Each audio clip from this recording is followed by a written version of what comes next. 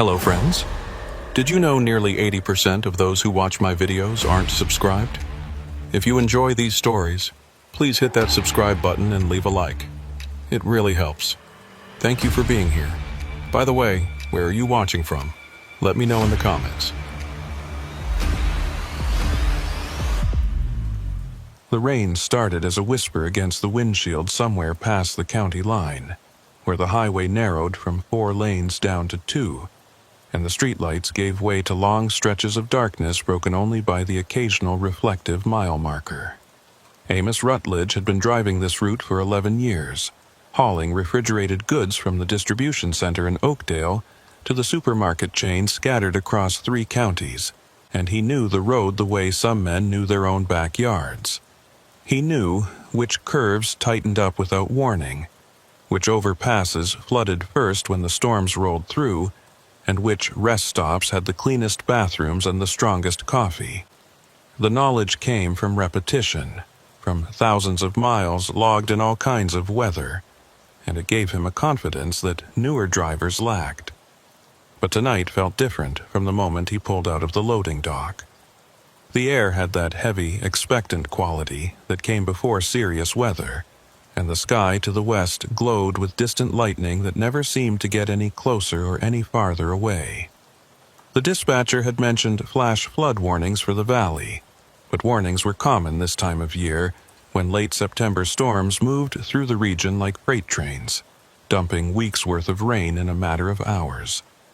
Amos had driven through plenty of storms. This one would be no different.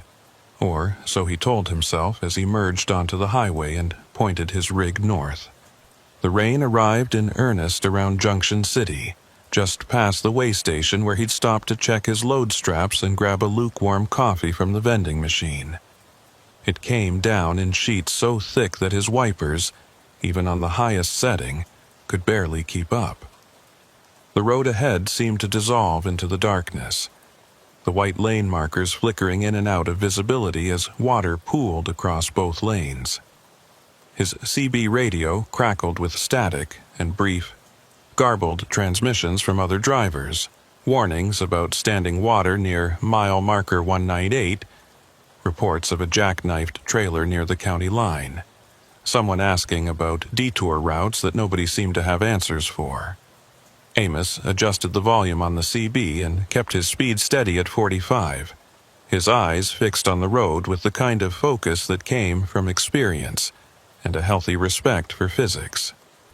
A loaded 18-wheeler didn't stop on a dime in good weather, and in conditions like these, with water sheeting across the pavement and visibility reduced to almost nothing, every decision had to be calculated and deliberate. He'd seen too many wrecks caused by drivers who thought they could maintain highway speed in a downpour, who didn't understand that their tires could only displace so much water before they started hydroplaning. The digital clock on his dashboard read 11:47 p.m. when he first noticed something odd. Up ahead, maybe half a mile out, he could see a faint amber glow through the rain. It pulsed in a steady rhythm, on, off, on, off, the unmistakable pattern of hazard lights. Someone had pulled over, or maybe broken down. It happened all the time in weather like this. Electrical systems got wet, engines flooded, transmissions overheated. The smart move was to get off the road and wait for help rather than trying to limp along and creating a hazard for other drivers. Amos eased off the accelerator and reached for his CB handset, thumbing the button to broadcast on Channel 19. His voice came out calm and practiced, the tone of someone who'd made thousands of similar calls over the years. "This is northbound rig at mile marker 212. Got a vehicle with hazards on up ahead. Anyone know what's going on?" Static answered him, then a brief squelch, then more static. He tried again, rephrasing the question, asking if anyone had reported a breakdown in this area, but the radio offered nothing but white noise punctuated by odd clicks and pops that sounded almost deliberate, almost like Morse code, though he knew it was just the storm interfering with the signal. Heavy rain could bend radio waves in strange directions, could bounce them off water particles in the air and create echoes and distortions that made communication nearly impossible. He hung the handset back on its clip and focused on the road, watching the amber lights grow clearer as he approached. They were positioned right at the edge of the breakdown lane, exactly where a disabled vehicle should be. But something about them seemed wrong, though he couldn't immediately identify what was bothering him. Maybe it was the spacing.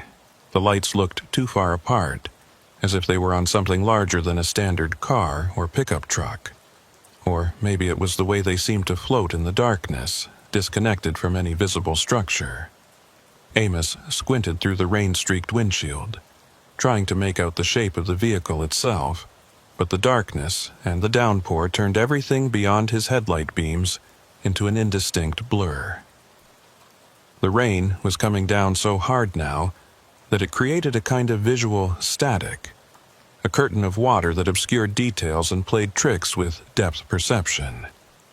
He'd learned long ago not to trust his eyes completely in conditions like these, when shadows could look like solid objects and reflections could masquerade as real things. He was less than 200 yards away when his high beams finally caught something solid, a dark shape on the shoulder, low to the ground. Not a car, not a truck, nothing he could immediately identify. The hazard lights blinked on again, and for just a moment, Amos thought he saw movement near them, a flicker of something pale against the wet asphalt. Then the lights went dark again, and when they came back on, the shape was gone. A cold knot formed in his stomach, the kind of instinctive unease that had kept him safe over 11 years of driving. He'd learned to trust that feeling, that subtle warning system that activated when something wasn't quite right. It had saved him from bad situations more times than he could count. Sketchy truck stops where he'd decided not to park. Rest areas that felt wrong, even though he couldn't explain why. Stretches of road where he'd slowed down moments before coming upon an accident. He slowed to 30, then 25, his hand hovering over the CB handset again. His headlights swept the shoulder as he approached the spot where the hazards had been, and in the brief second before he passed it, he saw the reflective marker post for mile marker 2 and 14. The number gleamed in his headlights, bright and official, exactly where it should be. The shoulder beyond it was empty. No vehicle, no debris, no signs of a breakdown or an accident. Just rain and darkness and wet pavement. Amos looked in his side mirror as he rolled past, and his breath caught in his throat. The hazard lights were still there, still flashing, but they were behind him now. He could see them clearly in the mirror, amber and insistent, pulsing in the rain exactly where he'd just driven past. They marked a spot where there was nothing, where his headlights had revealed only empty road and the reflective mile marker. He touched his brakes, considering whether to stop and investigate, but something, instinct maybe, or just common sense honed by years on the road, told him to keep moving. The lights in his mirror continued to flash, and he forced himself to look away, to focus on the road ahead. Whatever was happening back there, whatever he'd seen or thought he'd seen, wasn't worth stopping for. Not in this weather. Not in the middle of nowhere with no cell signal and no backup. The CB crackled to life without warning, making him flinch hard enough that the truck swerved slightly into the other lane before he corrected. A voice came through, distorted by static but clear enough to understand. All northbound traffic be advised. Standing water at mile marker 214. Repeat. Standing water at mile marker 214. Use caution. Amos grabbed the handset, his heart hammering now. This is northbound at 214. Road looks clear here. What's your 20? The voice came back, but this time it sounded different. Slower. The words stretched out in a way that made them seem almost inhuman. Standing water at mile marker 214. Use caution. I just passed 214, Amos said, keeping his tone patient even though anxiety was creeping up his spine. There's no standing water. You got a visual on this? Are you highway patrol? Static hissed through the speaker, and then the same message repeated, word for word, in the same slurred cadence. Standing water at mile marker 214. Use caution. Amos released the transmit button and stared at the radio. It had to be a recorded message. Some kind of automated warning system the highway patrol used when the weather got bad. But he'd never heard anything like it on the CB before. Those warnings usually came through the AM stations or on the electronic highway signs, not over the trucker channels. And there was something about the voice itself that bothered him. Something that didn't sound quite right, as if whoever was speaking had learned English phonetically without understanding the rhythm and flow of actual speech. He glanced in his side mirror again. The hazard lights were gone. The stretch of road behind him was dark and empty, just wet pavement reflecting his taillights and the rain falling in torrents. He looked ahead, scanning for any sign of the lights reappearing, but saw nothing except the rain and the faint glow of his headlights being swallowed by the storm. The highway curved gently to the left, following the contour of the valley, and Amos kept his speed down, watching for standing water that the voice on the radio had warned about.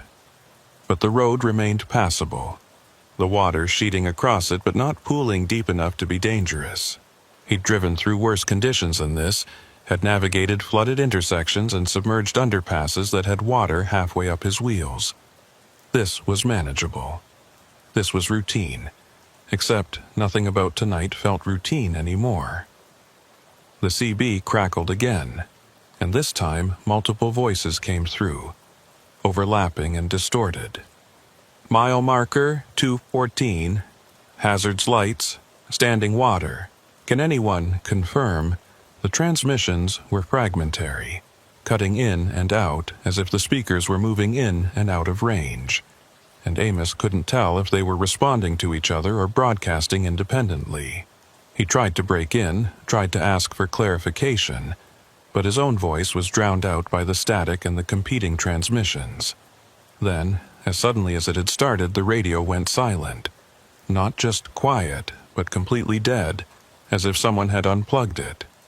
The static cut off mid-burst, leaving only the sound of rain hammering on the roof of the cab and the steady rhythm of the wipers scraping across the windshield. Amos toggled the volume knob, checked the power connection, even switched channels, but nothing worked. The radio was completely unresponsive. He was about to reach for his cell phone when the headlights of another vehicle appeared in his rearview mirror. Relief flooded through him. At least he wasn't alone out here. Another driver, probably as confused and anxious as he was, probably trying to make sense of the same weird warnings and the same phantom hazard lights. Amos watched the headlights approach, expecting them to settle into a following distance, but instead they kept coming, getting closer and closer until they were right on his bumper, so close that the glare filled his mirrors and made it hard to see anything else. "Back off," Amos muttered, though he knew the other driver couldn't hear him.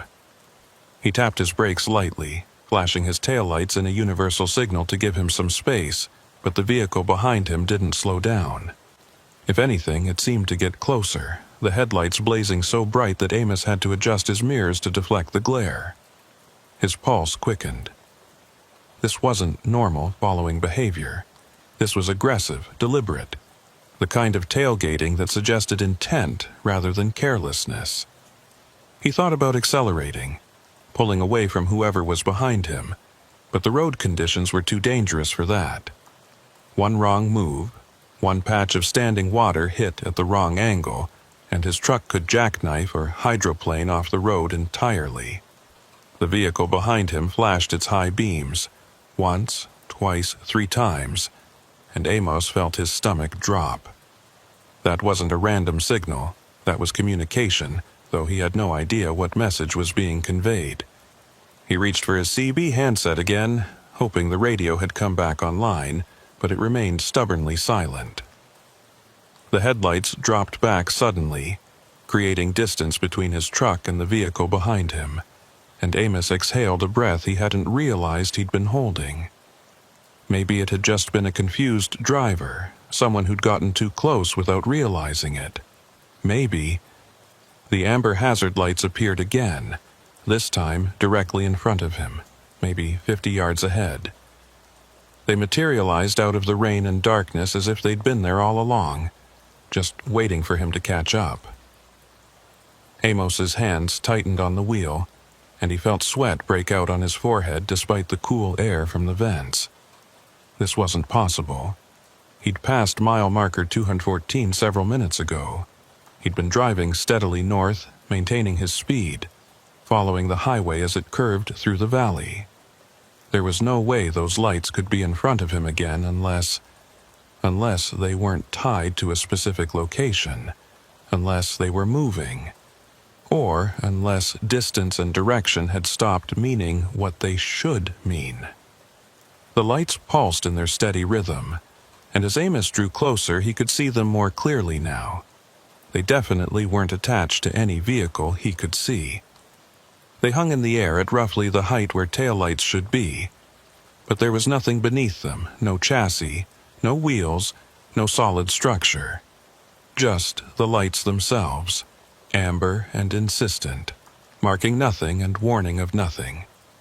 He was almost parallel with them when he noticed the water. It appeared suddenly, spreading across both lanes in a sheet that caught his headlights and reflected them back like a mirror. This was the standing water the voice had warned about, and it was deep, maybe 6 inches, maybe more, enough to cause serious problems if he hit it at the wrong speed or the wrong angle. Amos braked carefully, feeling the truck slow, feeling the weight of the trailer pushing against the cab as momentum tried to keep everything moving forward. The water got deeper as he approached, and he could see debris floating in it. Branches, leaves, what looked like a traffic cone tumbling in the current. This wasn't just runoff from the storm. This was water that had been accumulating, that had overwhelmed the drainage systems and turned the highway into a temporary river. The hazard lights continued to pulse, and now Amos understood what they were marking. Not a vehicle, not an accident, but the water itself, the hazard that stretched across the road. Someone, or something, was warning him, guiding him, trying to keep him from driving blind into a flood zone that could swallow his truck. But who, and how? The vehicle behind him appeared in his mirrors again, its headlights cutting through the rain, and Amos realized with a start that it had stopped when he stopped, maintaining the same distance, mirroring his movements. He couldn't make out what kind of vehicle it was. The rain and the glare made it impossible to see details, but it was there, solid and real as the water spreading across the road ahead. Amos put his truck in neutral and set the parking brake, his mind racing through options. He could try to push through the water, trusting his weight and his four-wheel drive to carry him across. But if the water was deeper than it looked, if there was a washout beneath the surface, or if the current was strong enough, he could end up stalled in the middle of the flood with water rising around his cab and no way to call for help. Or he could turn around, try to find another route, backtrack to Junction City and wait out the storm at the truck stop there. But the vehicle behind him blocked that option. He couldn't turn a 53-foot rig around on a 2-lane highway without space, and whoever was behind him wasn't giving him room to maneuver. The hazard lights blinked off, stayed dark for 3 full seconds, then blinked back on. Then they went dark again, and when they returned, they'd moved. They were to the right now, closer to the shoulder, as if indicating a path, showing him where the water was shallowest, or where the road underneath was still intact. Amos stared at the lights, trying to understand what he was seeing. They were guiding him, leading him through the flood zone like marker buoys in a shipping channel. The realization should have been comforting, should have made him feel less alone out here in the storm. But instead, it filled him with a creeping dread that he couldn't quite articulate. Because hazard lights didn't move on their own. They didn't think or respond to changing conditions. They were passive warnings attached to broken-down vehicles, not intelligent guides that adapted to circumstances. Whatever he was seeing, whatever was out there in the rain and the darkness, it wasn't following any rules that he understood. The CB radio suddenly came back to life with a burst of static that made him jump. A voice emerged from the noise, not the slow, distorted voice from before, but something clearer, more human. "Northbound traffic at 214, do you copy? This is Highway Patrol, do you copy?" Amos grabbed the handset so fast he nearly dropped it. "This is northbound at 214, I copy. I've got standing water across both lanes and I don't know if I can get through." "Negative," the voice came back, crisp and professional. "Do not attempt to cross. We've got water over the road from mile marker 213 to 216. We're closing this section. You need to turn around and—" The transmission cut off abruptly, replaced by the slow, inhuman voice from before. "Standing water at mile marker 214. Use caution. Proceed with caution. Use extreme caution." The words repeated, looping over each other, and Amos realized that there were multiple voices now, all saying the same thing but slightly out of sync, creating a discordant chorus that made his skin crawl. He released the transmit button and set the handset down, his hands shaking. The headlights behind him flashed again, 3 times, then twice, then 3 times more. A pattern. A code. Someone trying to communicate something specific, though Amos had no idea what message they were trying to convey. The amber hazard lights ahead moved again, drifting further to the right, staying just at the edge of his peripheral vision. Following their guidance would mean driving onto the shoulder, onto the narrow strip of pavement that might or might not be solid, that might collapse under his weight and send his truck sliding into the ditch. But staying where he was meant sitting in the middle of a flood zone with water rising and another vehicle pressing close behind him, and voices on the CB telling him things that couldn't possibly be true. All the options were bad. All the choices led to places he didn't want to go. Amos made his decision. He released the parking brake, put the truck back in gear, and edged forward toward the water, following the path the amber lights seemed to be marking. The tires met the water with a sound like tearing fabric, and the truck shuddered as resistance increased. Water sprayed up from the wheels, catching in his headlights and creating patterns that looked almost like reaching hands, like figures standing in the flood with arms outstretched. He kept his speed steady, feeling the road beneath him through the steering wheel, feeling for any indication that the pavement was giving way or that the current was pushing him sideways. The water was deep, deeper than he'd thought, and it rose to cover his wheel wells, brown and churning with debris. Something large bumped against his front bumper, and he prayed it was just a log or a section of fence, and not something that could puncture a tire or damage his steering.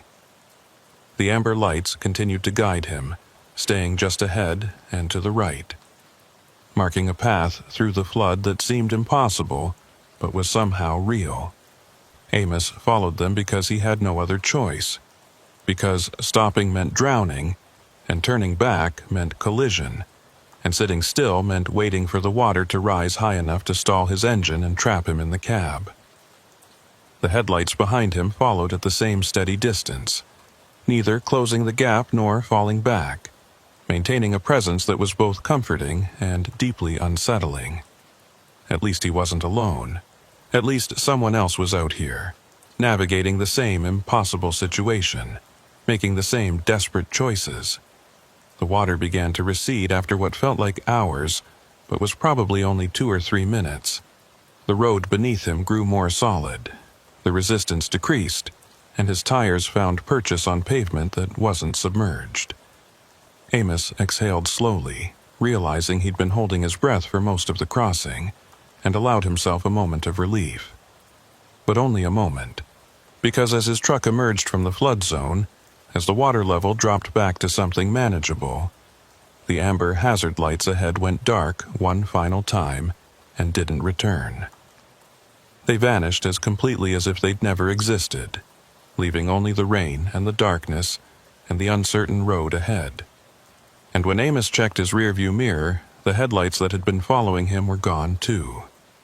The road behind him was empty, just wet pavement and falling rain and nothing else. No other vehicle. No proof that anyone had been there at all except the lingering sense of a presence, the feeling of being watched and guided by something he couldn't see or understand. Amos drove for another 20 minutes before his hands stopped shaking enough to trust himself with the CB handset again. The rain had lessened slightly, dropping from a torrential downpour to merely heavy, and visibility had improved just enough that he could make out the road markings without straining. The flood zone was behind him now, somewhere back in the darkness with those impossible amber lights and the phantom vehicle that had followed him through the water. Every instinct told him to keep driving, to put as much distance as possible between himself and mile marker 214, but he needed to know if what he'd experienced was real, or if exhaustion and stress had finally caught up with him in the worst possible way. He keyed the microphone and kept his voice steady, professional, the tone of a driver reporting routine road conditions rather than something that defied explanation. "This is northbound rig, just cleared the flood zone at mile marker 214. Roads are passable but use extreme caution. Water was approximately 6 to 8 inches deep across both lanes. Any highway patrol monitoring, be advised that section needs barricades." Static answered him for several long seconds, and Amos was about to try again when a different voice came through, older and gravelly, with the flat vowels of someone who'd spent their whole life in this part of the state. "Copy that, northbound. This is Lyle Pennington, Highway Patrol. You said you just came through the 214 zone?"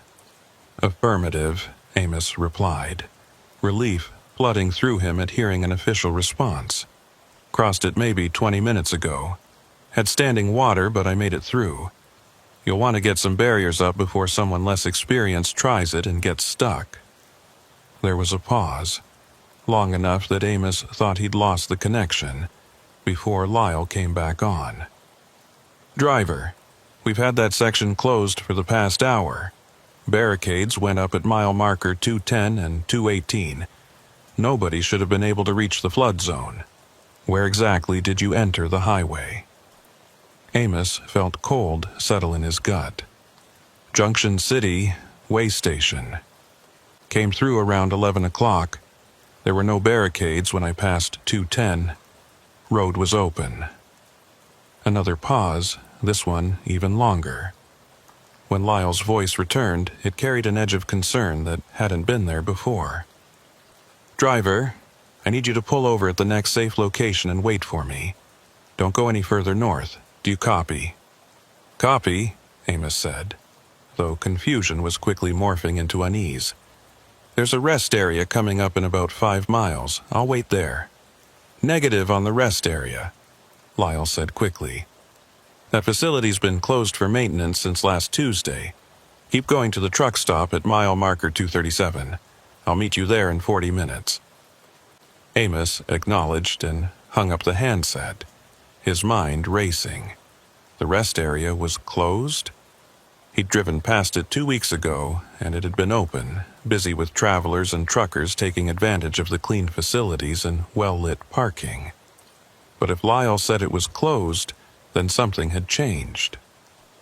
Just like something had changed about the barricades that should have been up but apparently weren't. At least not when Amos had driven through. The miles crawled by, each one feeling longer than the last. The rain continued its steady assault, and Amos found himself checking his mirrors obsessively, searching for those headlights that had followed him through the flood. But the road behind him remained empty, just darkness and rain and the occasional reflective marker post catching his taillights. He passed mile marker 220, then 225, watching the numbers climb and trying to ignore the growing sense that something fundamental had shifted. that the road he was traveling wasn't quite the same road he'd been on an hour ago. Mile marker 230 appeared and vanished, and Amos noticed something odd about the landscape. The trees that should have been dense and close to the road seemed sparser, more spread out, as if he'd somehow jumped forward several miles without noticing. The terrain looked wrong, too. Less hilly, more open, like he'd crossed into a different climate zone entirely. He checked his GPS, but the screen showed nothing but a blank map with a blinking cursor that refused to lock onto his position.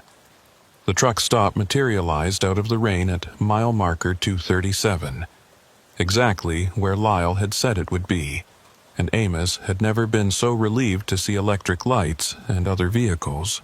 He pulled into the lot and counted at least a dozen other trucks, their running lights creating small islands of amber and red in the darkness. The main building glowed with fluorescent warmth, promising coffee and food and human contact. All the mundane comforts that suddenly seemed precious after the isolation of the past hour. Amos parked and killed his engine, but he didn't get out immediately. Instead, he sat in the quiet cab and tried to organize his thoughts into something coherent, something that would make sense when he had to explain it to highway patrol. He'd seen lights that weren't attached to anything. He'd driven through a flood zone that was supposed to be barricaded. He'd been followed by a vehicle that disappeared without explanation. None of it sounded reasonable when laid out in sequence, and he had no evidence beyond his own testimony and the wet clothes in his hamper that smelled of floodwater. A tap on his window made him jump hard enough to hit his head on the cab's ceiling. A man stood outside, middle-aged and weathered, wearing a highway patrol rain slicker that glistened with water. Lyle Pennington, presumably. Amos rolled down his window and was immediately hit with a blast of cool, rain-scented air. "You Rutledge?" the officer asked, and Amos nodded. "Come on inside. We need to talk, and I'd rather do it over coffee than standing in this mess." They sat in a booth near the back of the truck stop's diner, away from the handful of other drivers who were scattered throughout the space. Lyle had brought a record driver with him, a woman with dark hair pulled back in a practical ponytail who introduced herself as Tansy McCoy. She ordered coffee and sat quiet, listening, while Lyle pulled out a worn notebook and flipped to a fresh page. "Start from the beginning," Lyle said, wrapping his hands around a mug of coffee that looked like it had been sitting on the warmer too long. "Tell me everything that happened from the moment you entered the highway." Amos did, keeping his voice level and his account as factual as possible. He described the storm, the warnings on the CB, the amber hazard lights that appeared and disappeared and reappeared in impossible locations. He told them about the voice that repeated the same message in that slow, distorted way, about the vehicle that had followed him through the flood, about the lights that had seemed to guide him to safety. He left nothing out, even the details that made him sound unreliable or confused, because he sensed that Lyle needed the complete picture, not an edited version designed to make Amos look more credible. When he finished, the diner had grown quieter, and Amos realized that several other drivers had been listening, their conversations dying away as his story unfolded. Lyle exchanged a look with Tansy, something passing between them that Amos couldn't interpret, before turning his attention back to his coffee. "The barricades were up," Lyle said finally, his voice careful. "I helped place them myself at 6 o'clock this evening. One at mile marker 210, like I said, and another at 218. Both were equipped with the standard warning signs and flashers. There's no way you could have driven past them without seeing them." "I'm telling you, there was nothing there," Amos insisted, hearing the desperation creeping into his voice and hating it. "The road was open. I drove straight through." "I believe you," Lyle said, and the simple statement caught Amos off guard. "I believe you think you drove straight through, but here's the thing. We've been getting calls all night from drivers reporting the same stretch of road. Some say the barricades are up, some say they're not. Some report seeing vehicles that aren't there when we send units to investigate. And you're the third person tonight to mention those amber lights." Tansy leaned forward, setting her coffee mug down with deliberate care. "I've been pulling vehicles out of that section for 5 years now. Tow calls, breakdowns, accidents.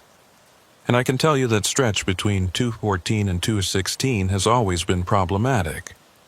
Even on clear nights, we get reports of drivers seeing things that don't add up. Lights where there shouldn't be lights. Cars that vanish when you get close. CB transmissions that loop and repeat like recordings. What's causing it?" Amos asked, though he wasn't sure he wanted to know the answer. "If we knew that, we'd have closed the whole section down," Lyle said. "Best theory right now is some kind of atmospheric phenomenon related to the storm. Temperature inversions can create mirages, make light behave in unusual ways. Add in the rain and the darkness, and drivers see things that aren't quite there, or they misinterpret things that are." But he didn't sound convinced by his own explanation, and neither was Amos. Mirages didn't guide you through flood zones. Atmospheric phenomena didn't leave your truck smelling like standing water and rotted vegetation. Something had happened out there, something real and physical that left evidence even if nobody could explain what that evidence meant. "There's something else," Lyle said, pulling a small evidence bag from his jacket pocket. Inside was a reflective safety triangle, the kind truckers use to mark disabled vehicles. "Found this at the edge of the flood zone, right about where you said you saw those amber lights. It's standard equipment, nothing unusual about it except for one thing." He turned the bag so Amos could see the triangle more clearly. Even through the plastic, he could make out dark stains on the reflective surface, patterns that looked almost deliberate. "That's not mud or road grime," Lyle continued. "Lab says it's some kind of organic residue, plant material, algae, things you'd find in stagnant water that's been sitting for months or years. But the flood only started 6 hours ago. There's no way this triangle picked up that kind of contamination in such a short time." Tansy spoke up, her voice quiet but firm. "I pulled a truck out of that area 3 months ago. Driver said he'd followed hazard lights into the water, thought someone was in trouble and needed help. His engine flooded out before he realized there was no other vehicle. When I hooked up to tow him, I found one of these triangles floating in the water near his bumper. Same dark stains. Same organic residue that shouldn't have been there." "What happened to that driver?" Amos asked, though something told him he already knew the answer. "He finished his delivery, collected his pay, and quit trucking the next day," Tansy said. "Told his dispatcher he was done with the road, done with night driving, done with everything. Last I heard, he was working construction in California. Won't even talk about what happened that night." The three of them sat in silence for a moment, the weight of unspoken questions pressing down on the booth. Finally, Lyle closed his notebook and fixed Amos with a steady gaze. "I need you to do something for me. I need you to not talk about this. Not to other drivers, not to your dispatcher, not to anyone. We're trying to keep this contained while we figure out what's happening. And if word gets out, it'll cause more problems than it solves." "You're asking me to lie," Amos said flatly. "I'm asking you to be discreet," Lyle corrected. "You can report that you encountered flooding and difficult conditions. That's true. You don't need to mention the other details. And in exchange, we'll keep your name out of any reports and make sure this doesn't affect your driving record or your insurance." It was a bargain, plain and simple, and Amos understood the implicit threat beneath the polite words. Cooperate, and this goes away cleanly. Make noise, and suddenly there are questions about your fitness to drive, about whether you were impaired or experiencing some kind of medical episode that makes you a liability on the road. He'd heard stories about drivers who'd reported strange incidents only to find themselves subjected to endless evaluations and restrictions that effectively ended their careers. "Fine," he said, though the word tasted bitter. "I'll keep quiet. But I want to know something first. Those other drivers who reported the amber lights, did they all make it through safely?" The look that passed between Lyle and Tansy told him everything he needed to know before either of them spoke. "Two of them did," Lyle said carefully. "The third one didn't. We found his truck in the flood zone at mile marker 215, water up to the door handles. Driver wasn't inside. Where is he?" "We don't know," Tansy said quietly. "Search and rescue has been looking since this morning. So far, nothing. It's like he got out of his truck and walked into the water and just vanished." Amos thought about the vehicle that had followed him through the flood, the headlights that had stayed close but never quite caught up.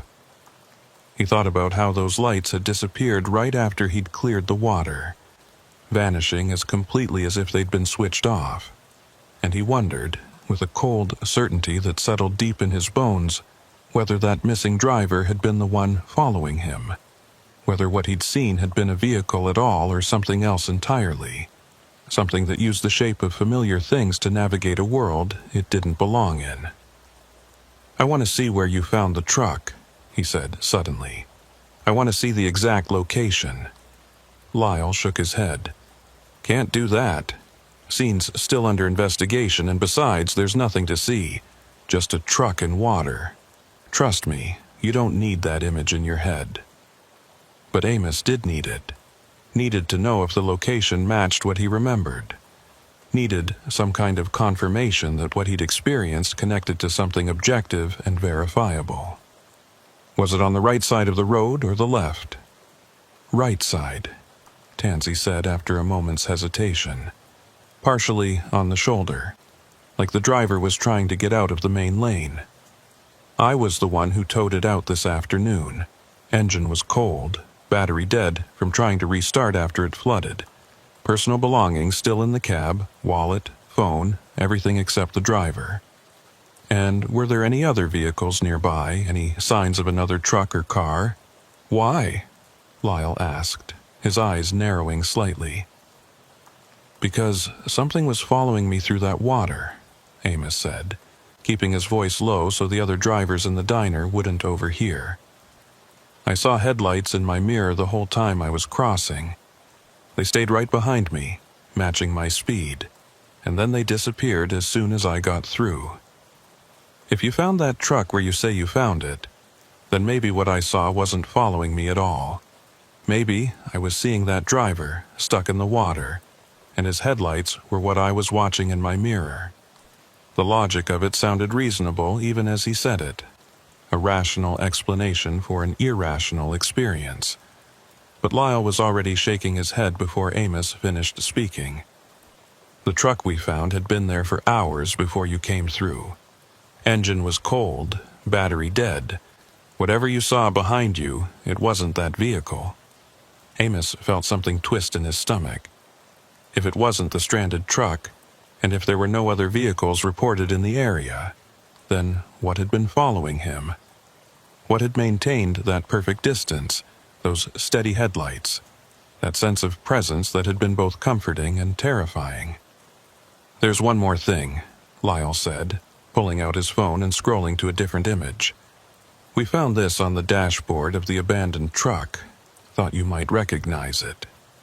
He turned the screen toward Amos, and what he saw made his breath catch. It was a photograph, slightly blurred but clear enough to make out the details. It showed a pair of amber hazard lights floating in darkness, disconnected from any visible vehicle, pulsing in that familiar rhythm. The timestamp on the image was from earlier that evening, roughly an hour before Amos had entered the flood zone. "The driver took that picture," Tansy explained, her voice subdued. "It was the last thing on his phone. No messages after that, no calls, nothing. Just that one image, and then silence." Amos stared at the photograph. at those impossible lights that he'd followed through the water, that had guided him to safety, even as they'd apparently led someone else to their disappearance.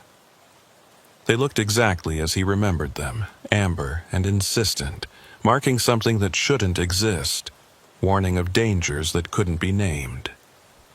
"What do you think they are?" he asked quietly. Lyle took his phone back and tucked it away, his expression carefully neutral. "I think they're whatever people need them to be in that moment. For you, they were a guide. For that other driver, maybe they were something else. Or maybe," he paused, seeming to choose his words carefully, "maybe the road itself is trying to communicate something, and those lights are the only language it knows how to use." It was the closest thing to an admission of the supernatural that Amos was likely to get from a highway patrol officer, and it was somehow more disturbing than any ghost story or urban legend. The idea that the road, just asphalt and concrete and human engineering, could develop intention, could reach out to travelers and guide them or mislead them according to some unknowable logic, violated everything he understood about how the world worked. "Can I go?" he asked, suddenly desperate to be away from this conversation, away from the implications of what he'd experienced. "I need to make my delivery, and I'm already behind schedule." Lyle nodded slowly. "Take the alternate route through Cooper's Pass. It's longer, but it's safer, at least until we figure out what's happening with that stretch of road. And remember what we talked about." "I know," Amos interrupted. "Don't talk about it. Be discreet. Keep my head down and pretend tonight was just bad weather and nothing more." Tansy walked him out to the parking lot, and as they stood beside his truck in the pre-dawn drizzle, she pulled a business card from her pocket and pressed it into his hand. "If you ever need to talk about this with someone who'll believe you, call me, day or night. Sometimes the weight of keeping quiet is worse than the thing you're keeping quiet about." Amos pocketed the card and climbed into his cab, watching Tansy walk back to the diner, her figure disappearing into the warm glow of the building. He sat there for several long minutes before starting the engine, trying to process everything he'd learned and everything he still didn't understand. The missing driver's face haunted him as he pulled out of the truck stop and headed toward the alternate route. He wondered if that driver had seen the same things, felt the same confusion and fear. He wondered if the lights had seemed like salvation right up until the moment they weren't, until they revealed themselves as something else entirely, something that took rather than guided. And he wondered, most troubling of all, whether he'd truly made it through the flood zone at all, or whether he was still there, still following those amber lights through rising water, still believing he was headed toward safety, while the road led him somewhere else entirely. 3 days passed before Amos worked up the nerve to call Tansy McCoy. He'd completed his delivery, picked up a return load, and driven back to Oakdale through the alternate route without incident. The whole trip felt surreal in retrospect, like something that had happened to someone else, and he'd almost convinced himself that the storm and the exhaustion had combined to create false memories, that what he'd experienced at mile marker 214 was nothing more than fatigue-induced hallucination dressed up in the trappings of genuine mystery. Almost convinced himself, but not quite, because every time he closed his eyes to sleep, he saw those amber lights pulsing in the darkness. Every time he heard static on the CB, his stomach clenched with the memory of that distorted voice repeating its warning. And every time he passed a flooded section of highway, he found himself checking his mirrors obsessively, searching for headlights that followed too close and disappeared too suddenly. He was sitting in his truck at a rest area outside Eugene, trying to force down a microwaved burrito that tasted like cardboard, when he finally pulled out the business card Tansy had given him. The cardstock was thick and professional, embossed with the logo of a towing company he'd never heard of. Her cell number was printed in neat block letters beneath her name, and someone, probably Tansy herself, had added a handwritten note in the margin. Serious calls only. I mean it." Amos stared at the card for another 5 minutes before dialing. The phone rang 4 times, and he was about to hang up when Tansy's voice came through, slightly breathless as if she'd been running. "McCoy Towing, this is Tansy." "It's Amos Rutledge," he said, then hesitated, suddenly unsure what he'd planned to say. "From the truck stop, 3 nights ago. You said I could call if I needed to talk." There was a brief pause, and he heard what sounded like a car door slamming in the background. "Give me 2 minutes," she said. "I'm finishing up a tow. Don't hang up."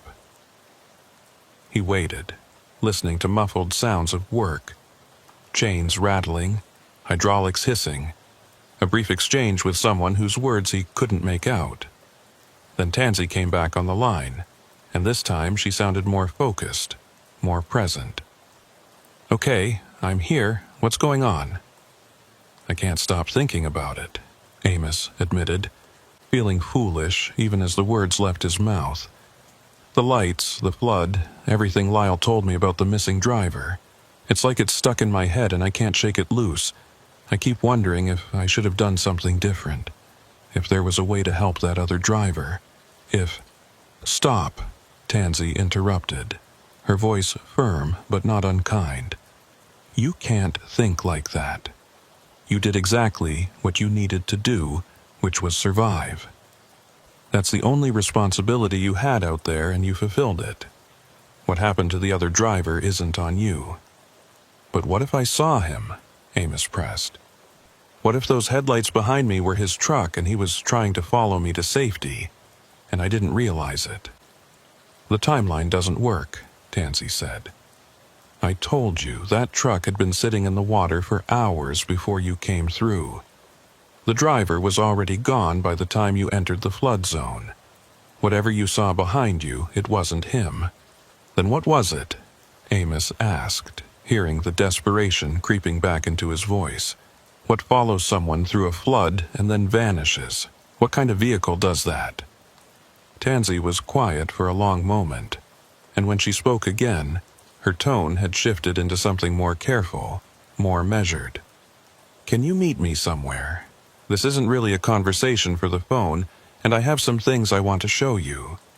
Things that might help you understand what's happening on that stretch of road." An hour later, Amos found himself sitting across from Tansy in a small diner on the outskirts of a town whose name he'd already forgotten.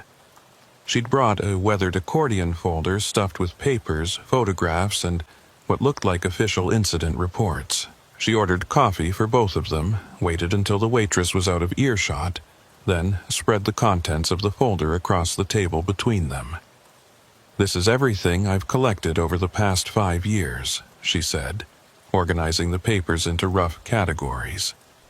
"Tow reports, highway patrol incident summaries, statements from drivers who experienced something unusual between mile markers 210 and 220. Most of this is officially classified as weather-related incidents or driver error, but when you look at the patterns, you start to see something else." Amos picked up the nearest photograph. It showed a sedan half submerged in water, its hood crumpled against a concrete barrier. The image was dated from 2 years ago. "What am I looking at?" "Single vehicle accident at mile marker 216, Tansy explained. Driver claimed she was following taillights through heavy rain, thought it was a truck or another car leading the way through a flooded section. When the lights stopped suddenly, she braked hard and lost control. Ended up in the median with her car totaled and a concussion. But here's the thing. Highway patrol couldn't find any other vehicle in the area.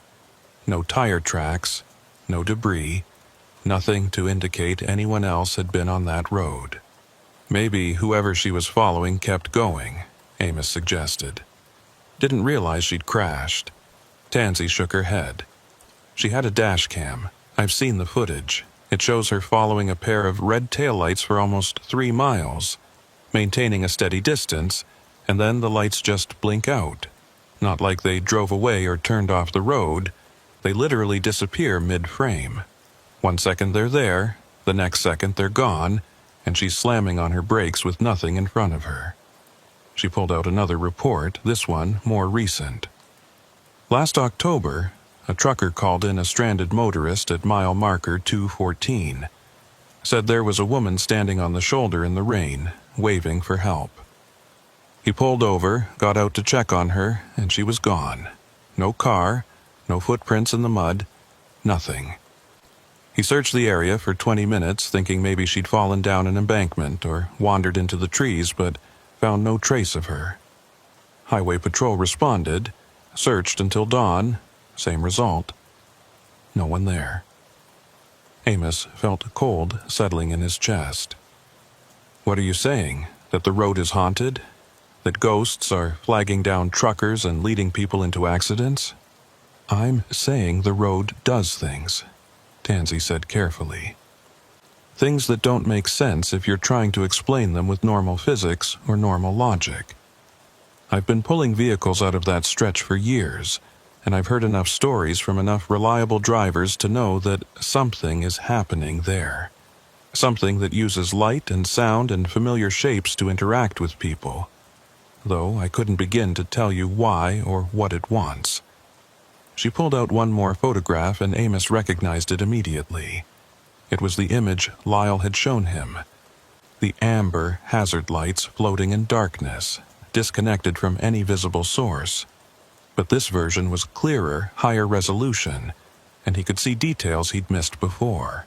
The lights weren't quite symmetrical, and they seemed to pulse with a rhythm that was almost organic, like breathing or a heartbeat.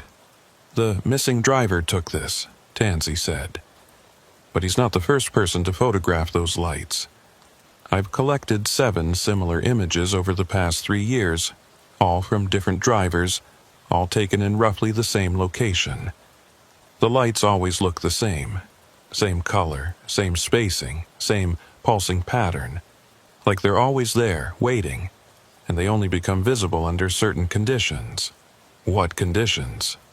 Amos asked. That's what I've been trying to figure out, Tansy admitted. At first I thought it was just weather-related, heavy rain, fog, reduced visibility. But then I started tracking the dates and I found something interesting. The incidents cluster around certain times of the year, late September, early December, mid-March. 3 windows when the reports spike dramatically. Amos thought about this, trying to find meaning in the pattern. What's significant about those dates? I don't know yet, Tansy said. But I've been working with someone who might have an answer. He's a surveyor, works for the county, and he's been researching the history of that section of highway. Turns out the road was built over what used to be wetlands, marshes and seasonal floodplains that were drained and filled in the 1960s when they first laid the asphalt. And before that, going back 100 years or more, the area was known for being treacherous. Travelers getting lost, wagons disappearing, people reporting lights in the marsh that led them astray. Marsh lights, Amos said, dredging up a memory from high school science class. Will-o'-the-wisps, caused by decomposing organic matter releasing gases that ignite when they hit air. It's a natural phenomenon. Right, Tansy agreed. Except marsh lights are green or blue, not amber, and they flicker randomly, not in a steady pulse. And they definitely don't follow vehicles or guide them through flood zones. Whatever these lights are, they're not just swamp gas. Amos spread the photographs out, studying them in sequence. 7 different images, 7 different drivers, but the lights in each picture looked essentially identical. Same color, same formation, same impossible detachment from any physical source. Have you shown this to Lyle? To Highway Patrol? Lyle's seen some of it, Tansy said. He's sympathetic, but there's only so much he can do officially. You can't close a major highway because of unexplained lights and missing drivers. Not without concrete evidence of a hazard. And these incidents are just scattered enough, just ambiguous enough, that they don't meet the threshold for official action. So the road stays open, the reports keep coming in, And every few months, someone has an experience they can't explain. She gathered the papers back into the folder, but left the photographs on the table between them. The reason I wanted to talk to you in person is because your experience was different. Most drivers see the lights and avoid them, or they follow them and end up in trouble. But you followed them and made it through safely. That's unusual. That suggests the lights were actively helping you rather than trying to mislead you. Why would they do that? Amos asked. What makes me different from the driver who disappeared? That's what I'm trying to figure out, Tansy said. I've been going through the reports, looking for patterns in who gets helped and who gets hurt. So far, I haven't found anything conclusive, but there are hints. Drivers who stay calm seem to fare better than drivers who panic. People who trust their instincts, who pay attention to what the lights are actually showing them rather than just blindly following, they tend to come through okay. But drivers who freeze up, who ignore warning signs, who push forward when they should stop, those are the ones who end up stranded or worse. Amos thought about his journey through the flood zone, about the decisions he'd made in those crucial moments. He'd been afraid, certainly, but he'd also been focused, analytical, treating the situation like a problem to be solved rather than a supernatural encounter to be feared. Maybe that had made the difference. Maybe the lights responded to intention, to the mental state of the driver, showing help to those who could use it and becoming something else for those who couldn't. Or maybe he was just rationalizing, trying to impose order on chaos, looking for meaning in a series of random events that happened to align in his favor. There was no way to know, no experiment he could run to test the hypothesis. All he had were stories and photographs and the persistent feeling that he'd been touched by something vast and strange and utterly indifferent to human understanding. What happened to the missing driver? Amos asked quietly. Is the search still active? Tansy's expression darkened. They called it off yesterday. After 72 hours with no leads, no body, no evidence of where he went, they had to allocate resources elsewhere. Officially, he's listed as a missing person, presumed drowned in the flood. His family is planning a memorial service next week. But you don't think he drowned? I don't know what to think, Tansy admitted. His truck was found with the engine off and the keys still in the ignition. The doors were unlocked, which suggests he got out voluntarily rather than being trapped by rising water. But there were no footprints leading away from the vehicle, no indication of which direction he went. It's like he stepped out of the cab and vanished into thin air. Or into water, Amos thought. Into the flood zone where the lights pulsed and ordinary rules stopped applying. Maybe the driver had followed those amber beacons out of his truck, thinking they were leading him to safety, and instead they'd led him somewhere else entirely. Somewhere that looked like the highway but wasn't, that felt like the real world but operated according to different principles. There's one more thing, Tansy said, lowering her voice even though the diner was nearly empty. The surveyor I mentioned, the one researching the history of the road, he found something in the county archives. Back in 1962, when they were draining the wetlands to prepare for highway construction, 3 workers disappeared over the course of 6 weeks. Different incidents, different circumstances, but all 3 vanished without a trace. The construction company covered it up, listed them as having quit or moved away. But there were rumors. People said the marsh didn't want to be drained, that it fought back, that it took those workers as payment or revenge or warning. That's just superstition, Amos said, but his voice lacked conviction. Maybe, Tansy agreed. Or maybe when you pave over something old and wild and deeply rooted in the landscape, you don't actually destroy it. You just force it to adapt, to find new ways of expressing itself.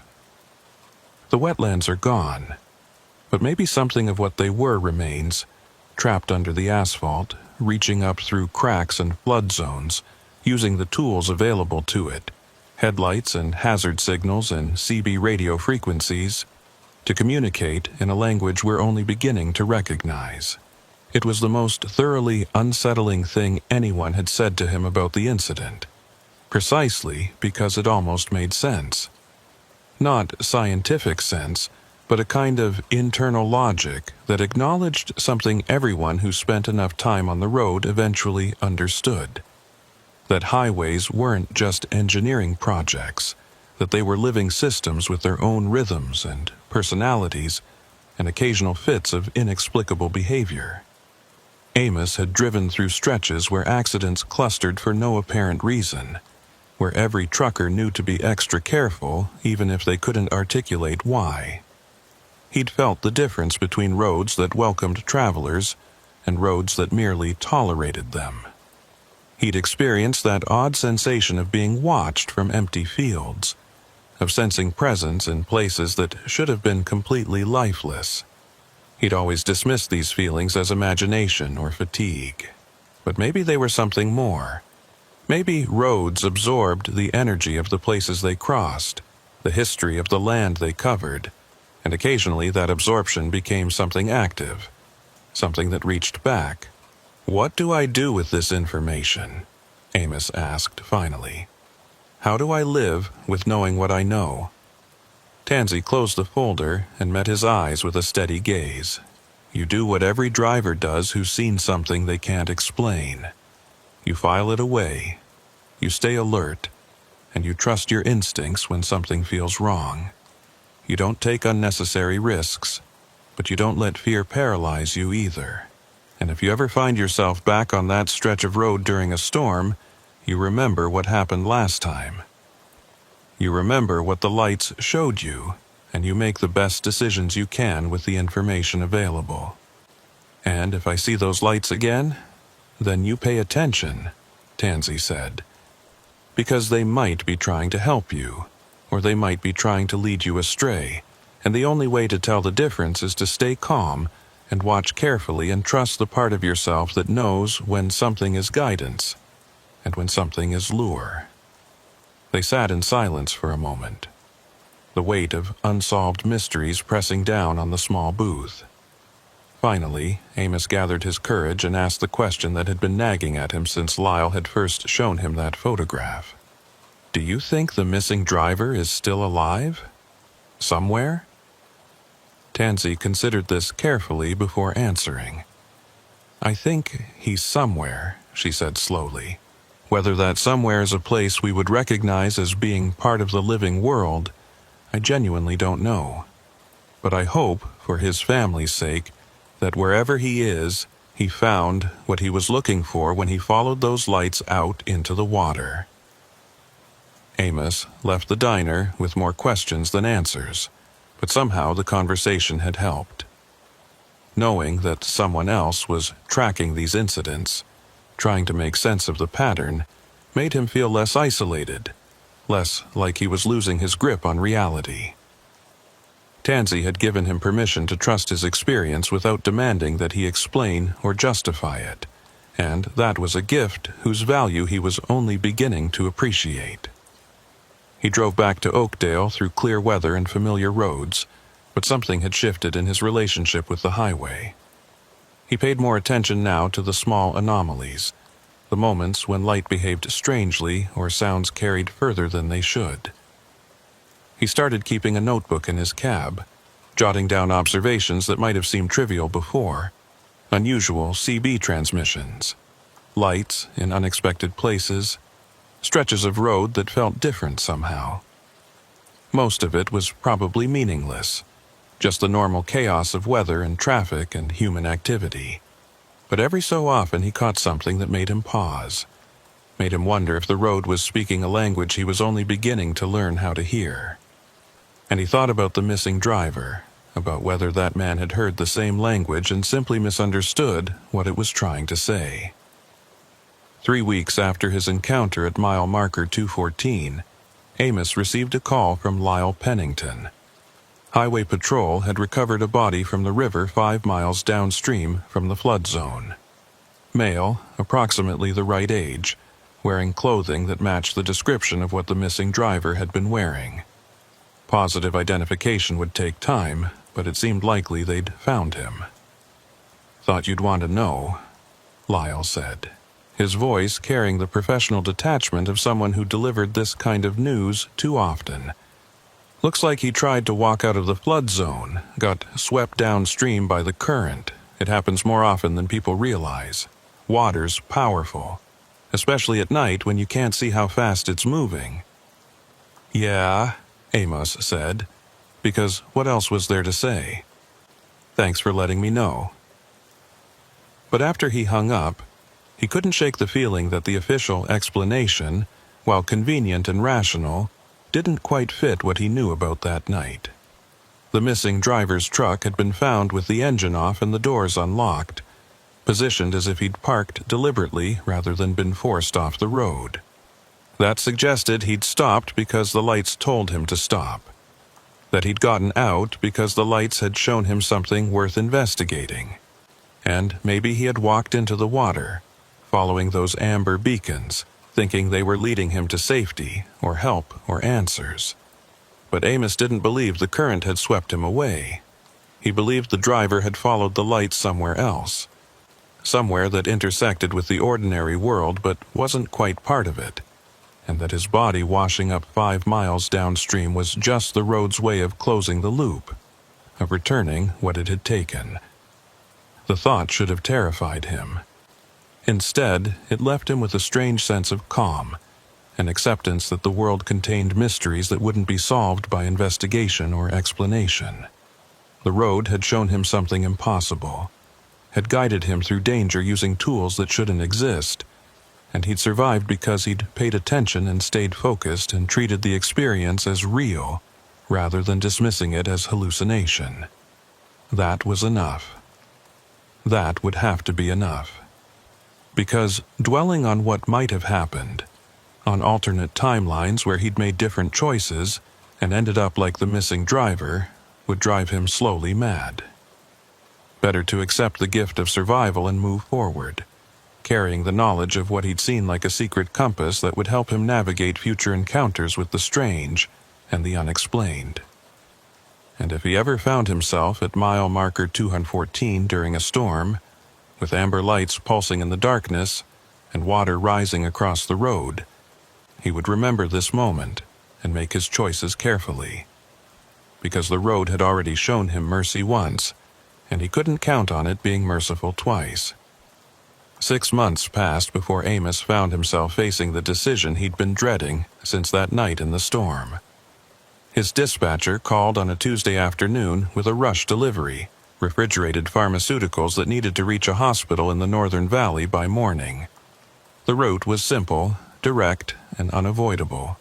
Highway 38, straight through the section that included mile marker 214. "Can you take it?" the dispatcher asked, oblivious to the tension that had crept into Amos's silence. "I know it's short notice, but the regular driver called in sick, and you're the only one in position to make the timeline work." Amos sat in his truck at a rest area 40 miles south of Junction City, watching clouds build on the western horizon. The weather forecast predicted rain, heavy at times, with flash flood warnings for the valley. Everything about the setup felt like a repetition, like the universe was offering him a chance to face the same test again, to see if he'd learned anything from his previous encounter, or if he'd make different choices this time. "Yeah," he heard himself say, "I'll take it." He spent the next hour preparing in ways that had nothing to do with checking his load or verifying his route. He tested his CB radio repeatedly, making sure it was functioning properly and tuned to the right frequencies. He charged his cell phone to full capacity and downloaded offline maps of the entire region in case his GPS failed again. He checked his emergency supplies, flashlight with fresh batteries, reflective triangles, first aid kit, enough water and non-perishable food to last several days if he got stranded. Most importantly, he called Tansy McCoy and told her his route. She didn't try to talk him out of it, didn't offer warnings or advice. She just listened, then said, "I'll keep my radio on tonight. Channel 19, if you need anything at all, you call out and I'll hear you. I'll be working in the area anyway, so response time would be under 20 minutes. "You're working the same stretch?" Amos asked, hearing the concern in his own voice. "Someone has to," Tansy said simply, "and I'd rather it be someone who knows what they're looking for." He merged onto Highway 38 just as the sun was setting, painting the clouds in shades of copper and rust that reminded him uncomfortably of those amber hazard lights. The rain started almost immediately, a light drizzle that gradually intensified as he drove north, as the miles brought him closer to the section he'd been avoiding for half a year. Other trucks shared the highway with him, their running lights creating brief moments of companionship before they exited or fell behind, leaving him alone with the rain and the growing darkness. Mile marker 200 passed, then 205, then 210. Each number felt significant, a countdown to something he couldn't quite name. The barricades Lyle had mentioned were visible this time, bright orange barriers positioned on the shoulder with flashers that pulsed in regular intervals. But the road itself remained open, the water across the pavement no deeper than usual for this kind of rain, and Amos continued forward because his load needed to reach its destination, and because turning back now would feel like cowardice. Mile marker 214 appeared in his headlights at exactly 11:34 p.m., and Amos felt his breath catch despite his determination to stay calm. The road looked ordinary. Wet pavement, white lane markers, reflective signs indicating curves ahead. No amber lights, no phantom vehicles, no distorted voices on the CB, just a normal stretch of highway in the rain, indistinguishable from thousands of other miles he'd driven over the years. He should have felt relieved. Instead, the normalcy felt wrong somehow, like a held breath, like the moment before a storm breaks when the air goes still and heavy with anticipation. He drove past the marker, watching his odometer tick forward, waiting for something to happen. But the road continued unchanged, and after another mile, he started to wonder if he'd built the whole experience up in his mind. If 6 months of dwelling on it had transformed a harrowing but ultimately explainable encounter into something supernatural and significant. Then his CB radio crackled to life.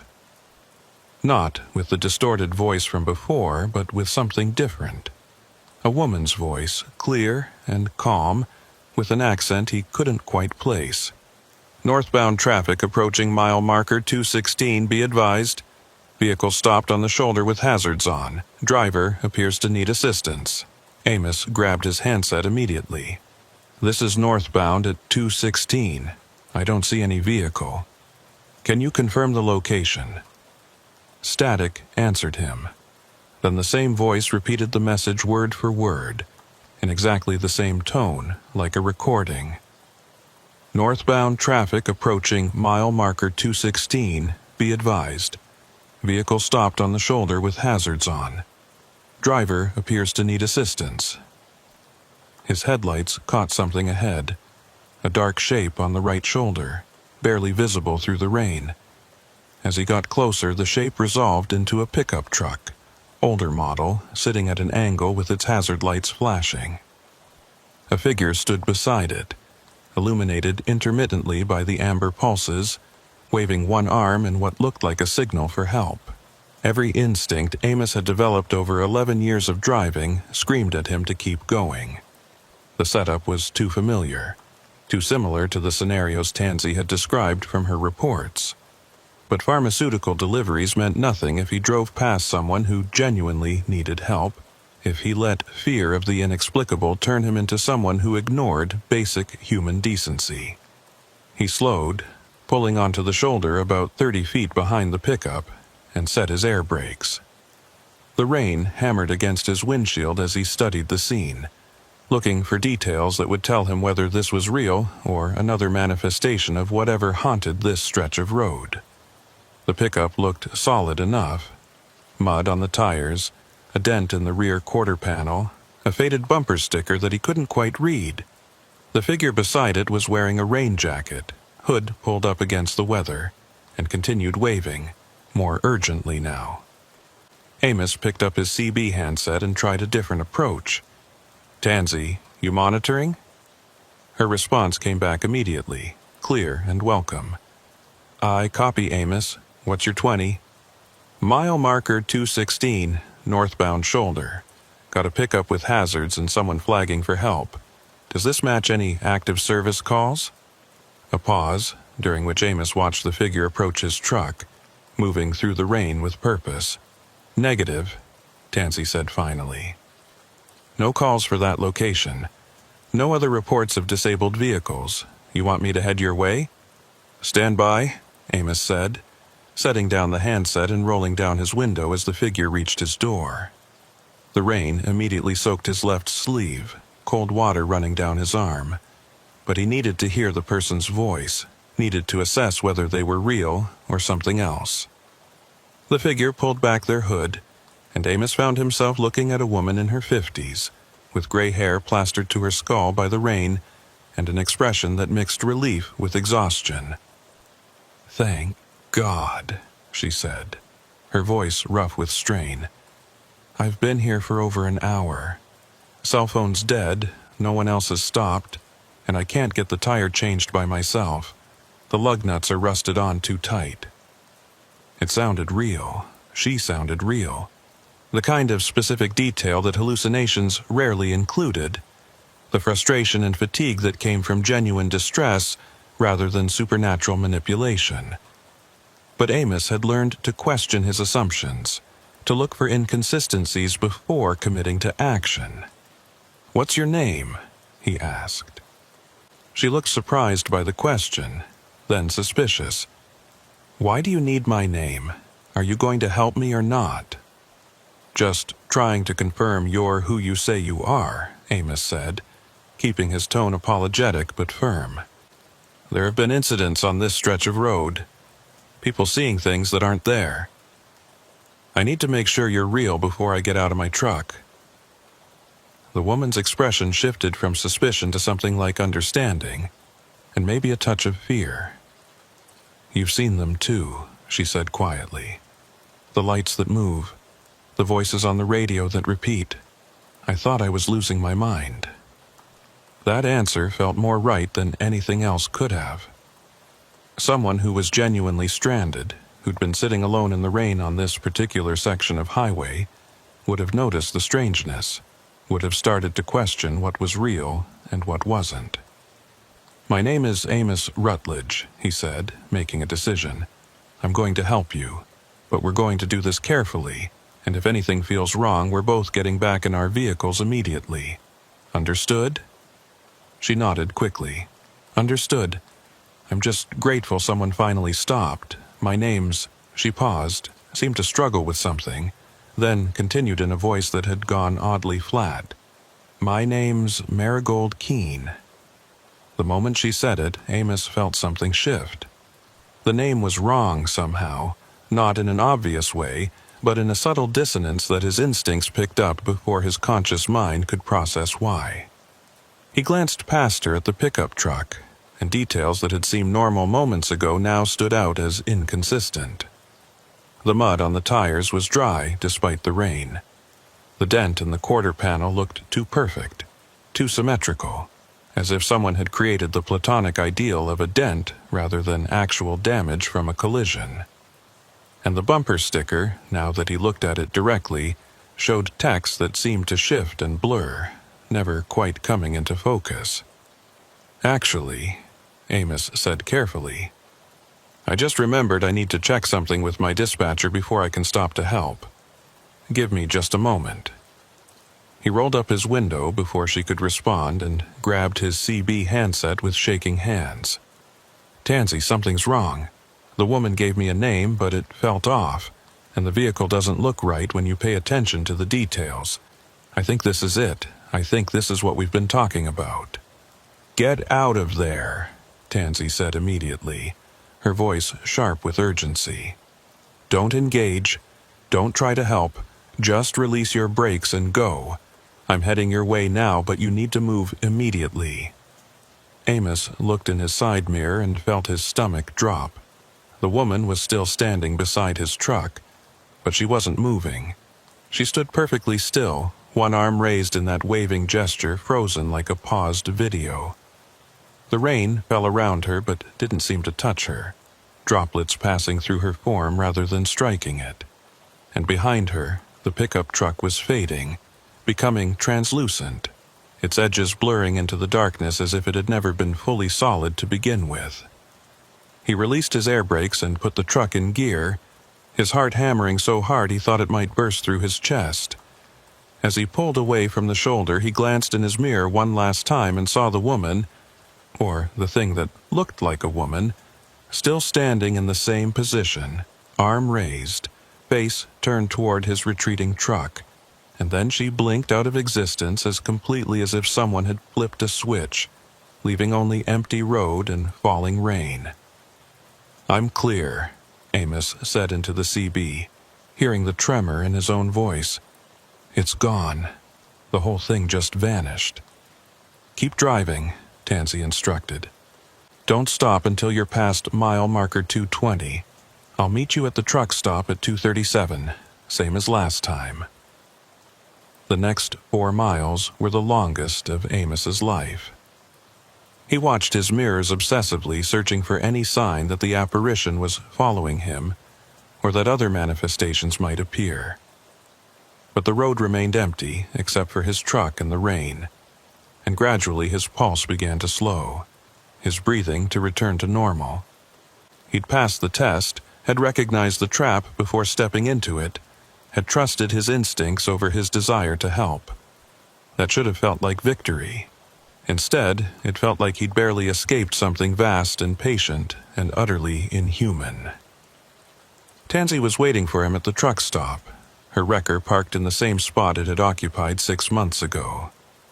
They sat in his cab this time, the heater running to ward off the chill of the rain, and he told her everything that had happened. She listened without interrupting, her expression growing more troubled as he described the woman who'd given a name that felt wrong, the pickup truck that faded like mist, the way reality had seemed to unravel once he started questioning what he was seeing. Marigold Keene, Tansy said slowly when he finished. That's interesting. Why? Because that's one of the names I've seen in the old records, she said. From the highway construction project in 1962. Marigold Keene was a surveyor who worked on draining the wetlands. She was one of the 3 people who disappeared during the construction, though officially she was listed as having moved out of state for family reasons. Amos felt cold that had nothing to do with the weather. So, that thing on the road was using her name. Why? Maybe because it's the only name it knows, Tansy suggested. Or maybe because it's trying to communicate something about its own origins, showing you a piece of the history that created it. The road was built over the wetlands, and the wetlands took those 3 workers, and now something that uses the road's infrastructure, lights, CB signals, the shapes of vehicles, is reaching out in the only way it can. Reaching out for what? Amos asked. What does it want? Tansy was quiet for a long moment, staring out at the rain. I don't think it wants anything, she said finally. I think it is, like a recording that keeps playing, or an echo that never quite fades. The wetlands were drained, but never truly destroyed, and the people who disappeared into them left something of themselves behind. Now that residue manifests through the infrastructure we built on top of it, using our tools and our symbols, because those are the only things available in a landscape that's been completely transformed. It was a theory, nothing more, but it felt more true than any supernatural explanation could have.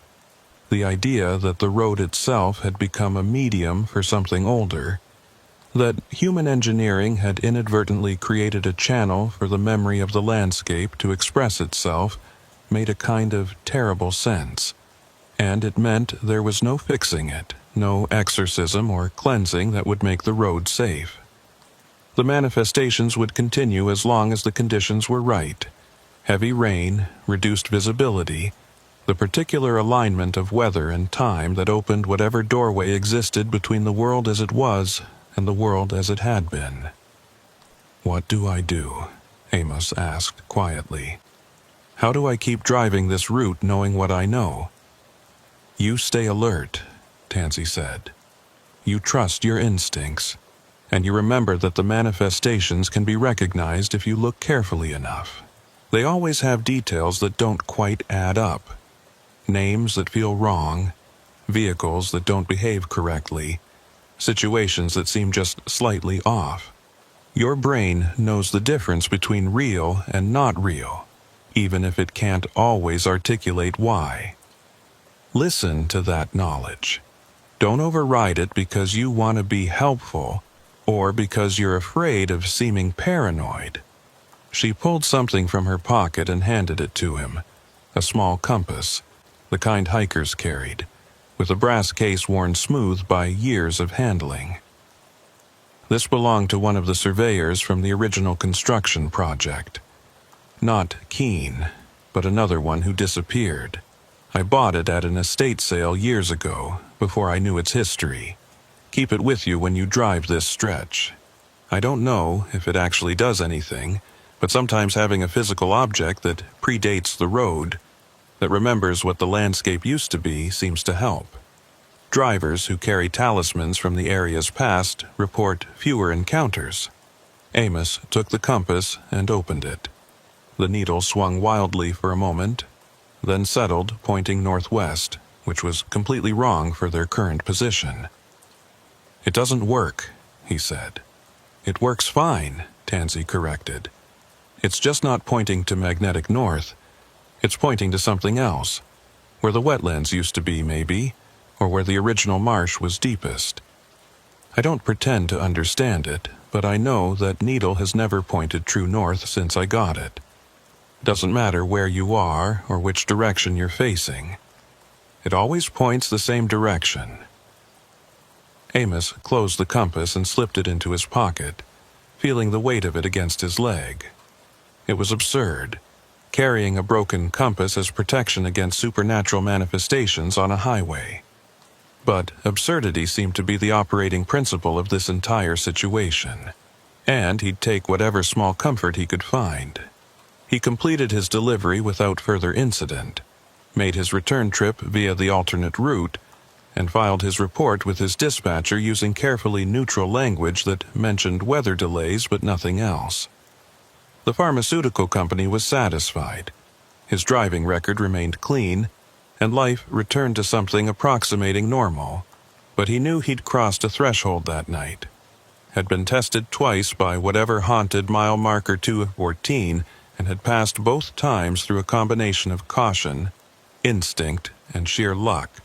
3 months later, he was driving a different route entirely when his CB crackled and a familiar voice came through, distorted, slowed down, but unmistakably the same voice from that first night. "Standing water at mile marker 214. Use caution." Amos checked his GPS. He was nowhere near Highway 38.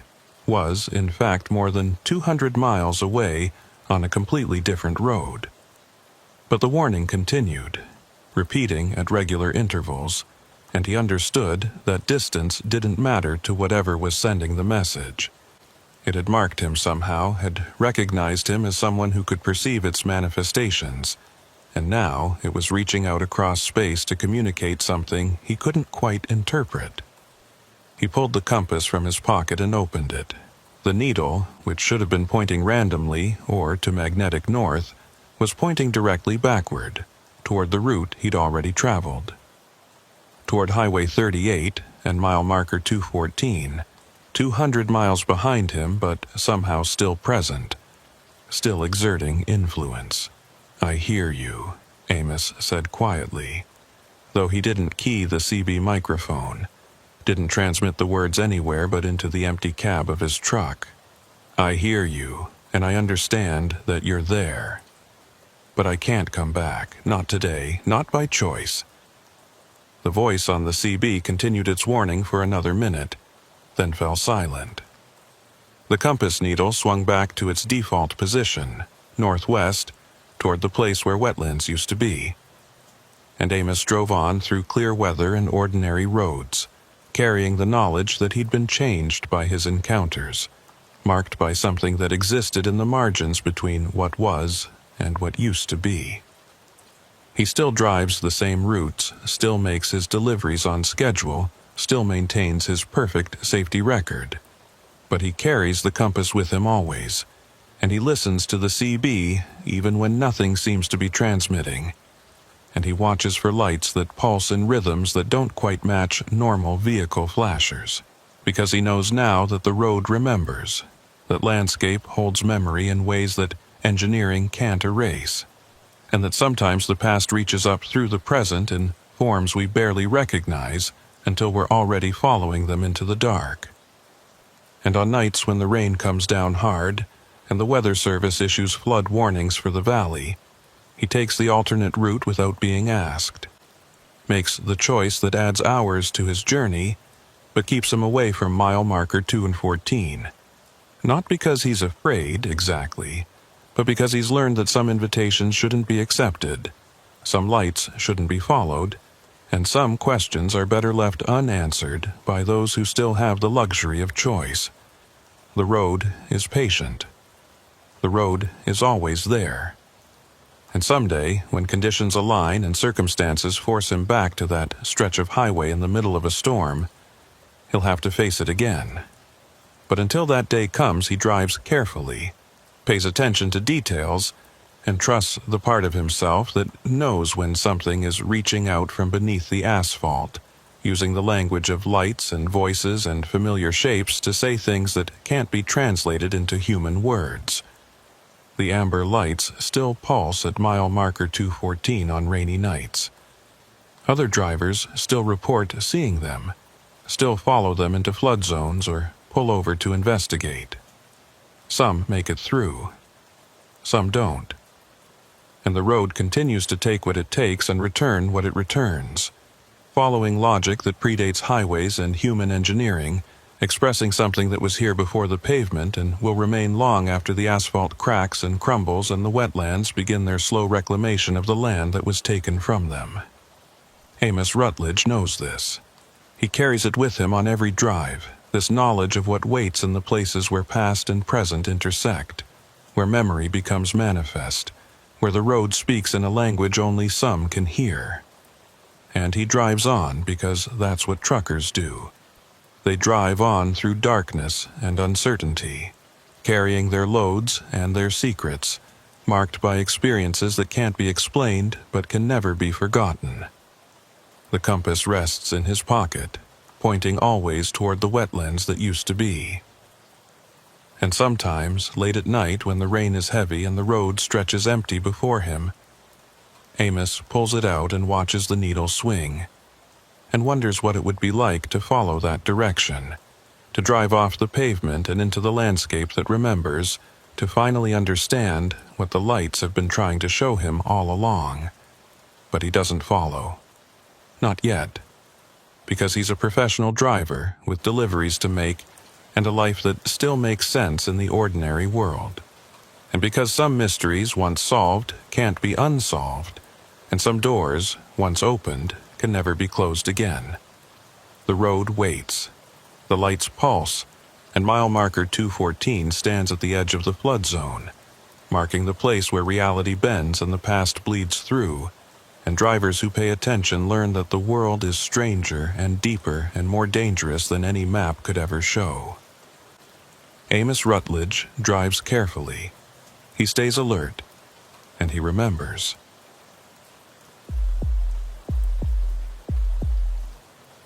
The rain had been falling for 3 days straight when Ephraim Kincaid picked up the load in Charlotte, and the Weather Service was calling it a 100-year storm, the kind of sustained downpour that turned creeks into rivers and turned rivers into something that didn't have a name yet. Ifif had been driving trucks for 16 years, hauling everything from furniture to frozen food across the eastern seaboard, and he'd learned to respect water in all its forms. Flash floods could turn a routine drive into a life-threatening situation faster than any other road hazard, and standing water hid dangers that weren't visible until your wheels were already sinking into them. But the load needed to move. Medical equipment bound for a hospital in Richmond, and F had never missed a delivery in his career. The dispatcher had given him the option to wait out the storm, but that would mean delays that could cost the company money and potentially put patients at risk if the equipment was urgently needed. So he'd done his pre-trip inspection in the driving rain, secured his load with extra care, and pulled out of the distribution center just after dawn on a Thursday morning that looked more like dusk. The interstate was manageable at first, traffic moving slowly but steadily through the downpour.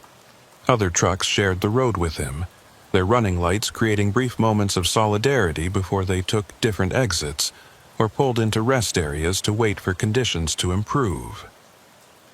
EFH kept his speed conservative, maintained proper following distance, and listened to the weather updates on the AM band, tracking the storm's progression and the flood warnings that seemed to multiply with each passing hour. He was somewhere in the middle of Virginia, maybe 40 miles south of Richmond, when he saw the detour signs. Orange barricades blocked the northbound lanes, and digital message boards flashed warnings about flooding ahead and mandatory exit at the next ramp. A highway crew in rain gear waved traffic toward the off-ramp, directing vehicles onto a state route that would bypass the flooded section and rejoin the interstate further north. EFH followed the line of cars and trucks taking the detour, watching his GPS recalculate the route to account for the change. The state road was 2 lanes, well-maintained but narrow, cutting through farmland and patches of forest that looked waterlogged and miserable in the gray morning light. The rain continued its relentless assault, and his wipers struggled to keep up even on the highest setting, creating brief windows of clarity followed by sheets of water that turned the windshield into an impressionist painting. The detour route climbed gradually into higher terrain, away from the valley where the flooding was worst, and for a while the driving became slightly easier.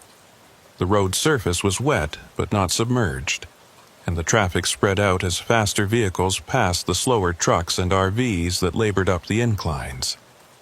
EFH maintained his position in the right lane, content to take his time, to arrive safely rather than quickly. He was checking his mirrors and preparing to navigate a gentle curve when he saw it. A yellow shape in the median, just barely visible through the rain. His first thought was construction equipment, maybe a backhoe or grader left by the road crew. But as his headlights swept across it, the shape resolved into something instantly recognizable and completely wrong for this location. A school bus, full-sized, sitting at an angle in the grass median between the northbound and southbound lanes, its front end pointing south as if it had been traveling in the opposite direction before somehow ending up off the road. The yellow paint was faded and streaked with rust, and several windows appeared to be broken or missing entirely. It looked abandoned, like it had been sitting there for months or years, rather than being recently involved in an accident. EFH felt his stomach tighten. A school bus in the median should have been surrounded by emergency vehicles, police cars, fire trucks, ambulances. There should have been flares, warning signs, responders working to secure the scene and help any passengers. But there was nothing. Just the bus sitting alone in the rain, dark and silent, with no indication that anyone knew it was there or cared that it existed. He slowed immediately, his training and his instincts both screaming that something was seriously wrong. His CB radio had been quiet for the past 20 minutes, but he grabbed the handset now and keyed the transmit button. "This is eastbound on State Route 42, approximately mile marker 18. Got a school bus in the median, appears to be abandoned. Anyone know anything about this?" Static answered him, thick and crackling with the kind of interference heavy rain produced. He tried again, rephrasing the question, but got the same response. Just noise, no voices, no acknowledgement that anyone had heard him. He switched channels, tried the emergency frequency, even attempted to raise the highway crew that had directed him onto the detour, but the radio gave him nothing but variations of static. The bus was maybe 100 yards ahead now, and F could see more details as he approached. The emergency exit at the rear was hanging open, swinging slightly in the wind. Mud covered the lower panels, splattered up from the wheels as if the bus had been driven through deep water or soft ground. And there, on the side panel just below the windows, he could make out a number: 1247. The paint was old and fading, but the digits were still legible. A car passed him going the opposite direction, its headlights briefly illuminating the bus from the other side, and Eve caught a glimpse of movement inside, or thought he did. It was hard to be sure through the rain and the dirty windows, but something had shifted in there, a shadow moving from one seat to another. He couldn't just drive past. If there were people inside that bus, especially children, they needed help. The fact that there were no emergency vehicles on scene suggested that maybe the accident had just happened, that he was the first person to come across it. Or maybe, and this thought made his chest tight, maybe the bus had been here longer and everyone else had simply driven past without stopping, assuming someone else had already called it in. F activated his hazard lights and carefully pulled onto the shoulder, positioning his truck so it would be visible to traffic coming from both directions. He set his air brakes, grabbed his rain jacket and flashlight, and climbed down from the cab into the downpour. The rain was cold and driving, hitting him hard enough that it stung exposed skin, and the ground beneath his boots was soft, water pooling in every depression. He approached the bus cautiously, his flashlight beam cutting through the rain and playing across the yellow panels. Up close, the deterioration was even more apparent. The paint wasn't just faded, it was peeling in long strips, exposing rust underneath. The tires looked dry-rotted, cracked, and sagging as if they'd lost most of their air pressure. The whole vehicle had the appearance of something that had been sitting derelict for a very long time, not something that had recently been in service. But that didn't make sense. If this was an abandoned bus that had been here for months or years, why hadn't it been towed? Why wasn't it on the incident reports that Highway Patrol would have filed? Why did it look like it had just been driven through mud and water, with fresh splatter patterns that couldn't be more than hours old? FH reached the front of the bus and shined his light through the windshield. The driver's seat was empty, the steering wheel covered in a layer of grime.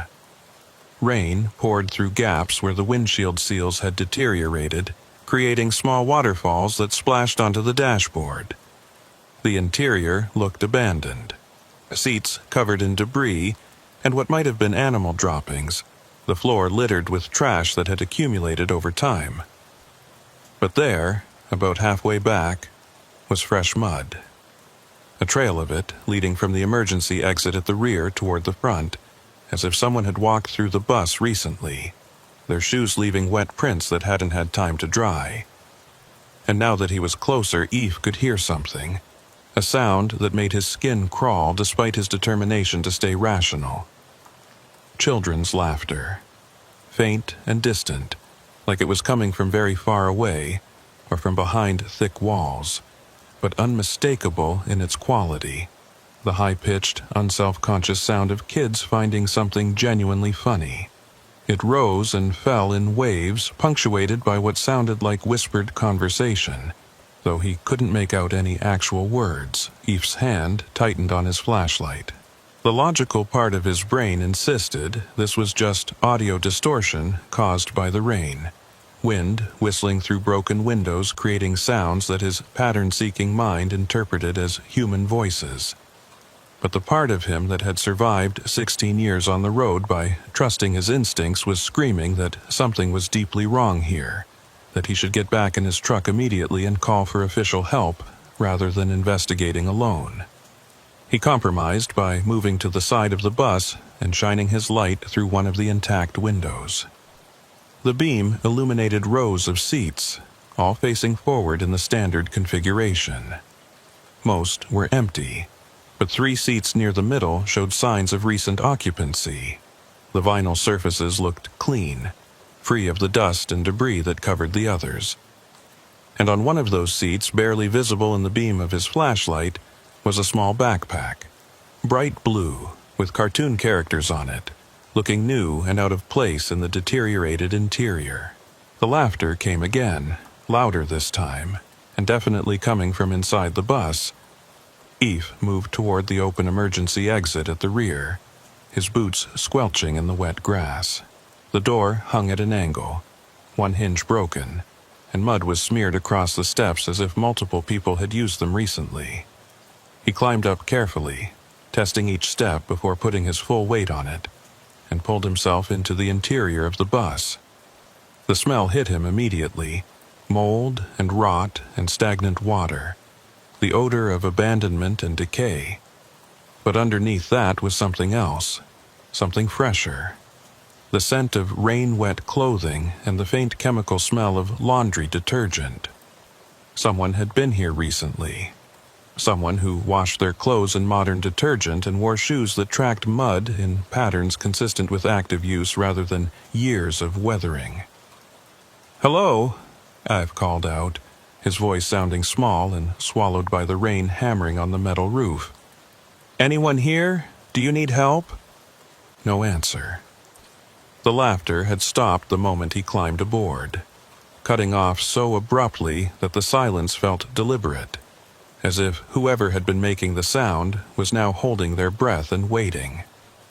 Eve moved slowly down the aisle, his flashlight beam revealing more details that didn't add up. Fresh scratches on the metal seat frames, as if small hands had been gripping them recently. A crushed juice box on the floor, its expiration date 2 months away. A child's drawing, done in crayon on a piece of paper that was damp but not disintegrated, showing stick figures and a yellow bus and what might have been trees or flames. It was hard to tell. He reached the front of the bus and stood beside the driver's seat, looking back down the aisle. In the beam of his flashlight, everything looked exactly as abandoned as it should. Old, decayed, empty. But when he turned the light off for just a moment, letting his eyes adjust to the gray daylight filtering through the dirty windows, he thought he saw something different. Movement in the seats, shapes that might have been children hunched down and hiding. But when he turned the light back on, there was nothing. Just empty seats and accumulated debris. His CB radio crackled from outside, the sound barely audible through the rain, but distinct enough to catch his attention. Someone was trying to reach him, their transmission breaking up but persistent. EPH moved quickly back toward the emergency exit, suddenly desperate to be out of the bus and back in the familiar safety of his truck. He climbed down into the rain and sloshed through the mud back to his rig, his heart pounding harder than the physical exertion warranted. He grabbed his CB handset, water dripping from his jacket onto the floor of the cab. "This is eastbound on Route 42. Someone trying to reach me?" A woman's voice came through, clearer now that he was in his truck with the radio's antenna. "This is Boyd at Central Dispatch. We got a ping from your truck's GPS showing you stopped in an unusual location. Everything okay out there?" "I'm at mile marker 18. Got a school bus in the median that looks abandoned but shows signs of recent activity. I need highway patrol to check it out. Possible stranded passengers, though I couldn't find anyone inside." There was a pause, and when Boyd spoke again, her voice had taken on a different quality. Still professional, but with an underlying tension that Efish couldn't quite interpret. "Say again? Did you say a school bus?" "Affirmative. Yellow school bus, number 1247, sitting in the grass median. Looks old and deteriorated but has fresh mud and what appears to be recent use.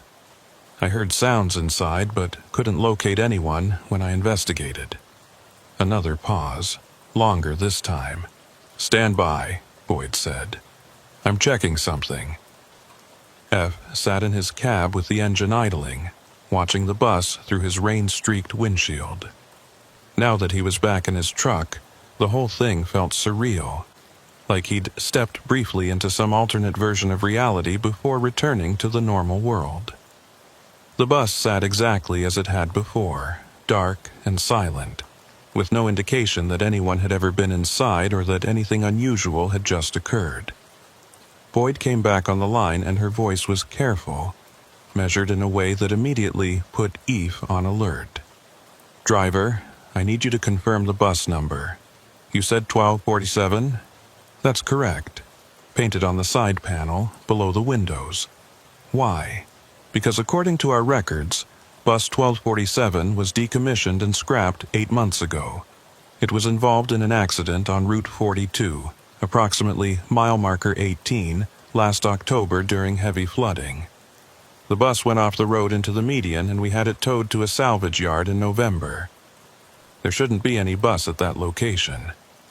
Eve stared at the yellow shape in the median, feeling something cold settle in his chest.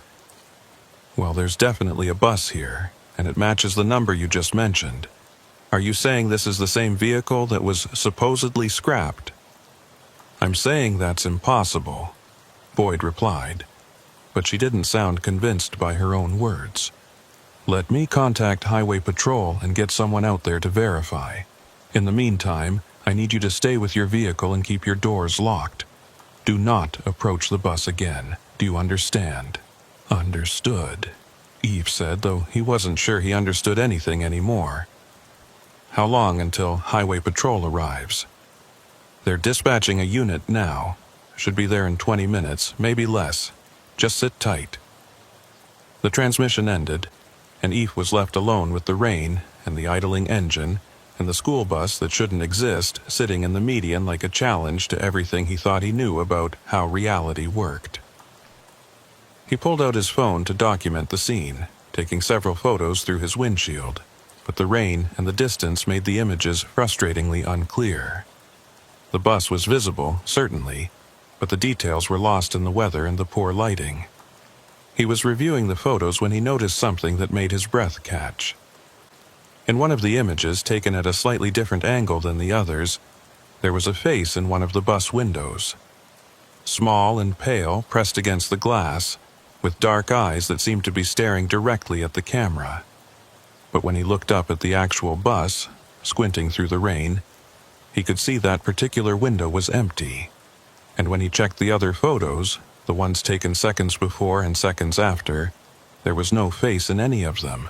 Just that one image, that one impossible moment captured by his phone's camera.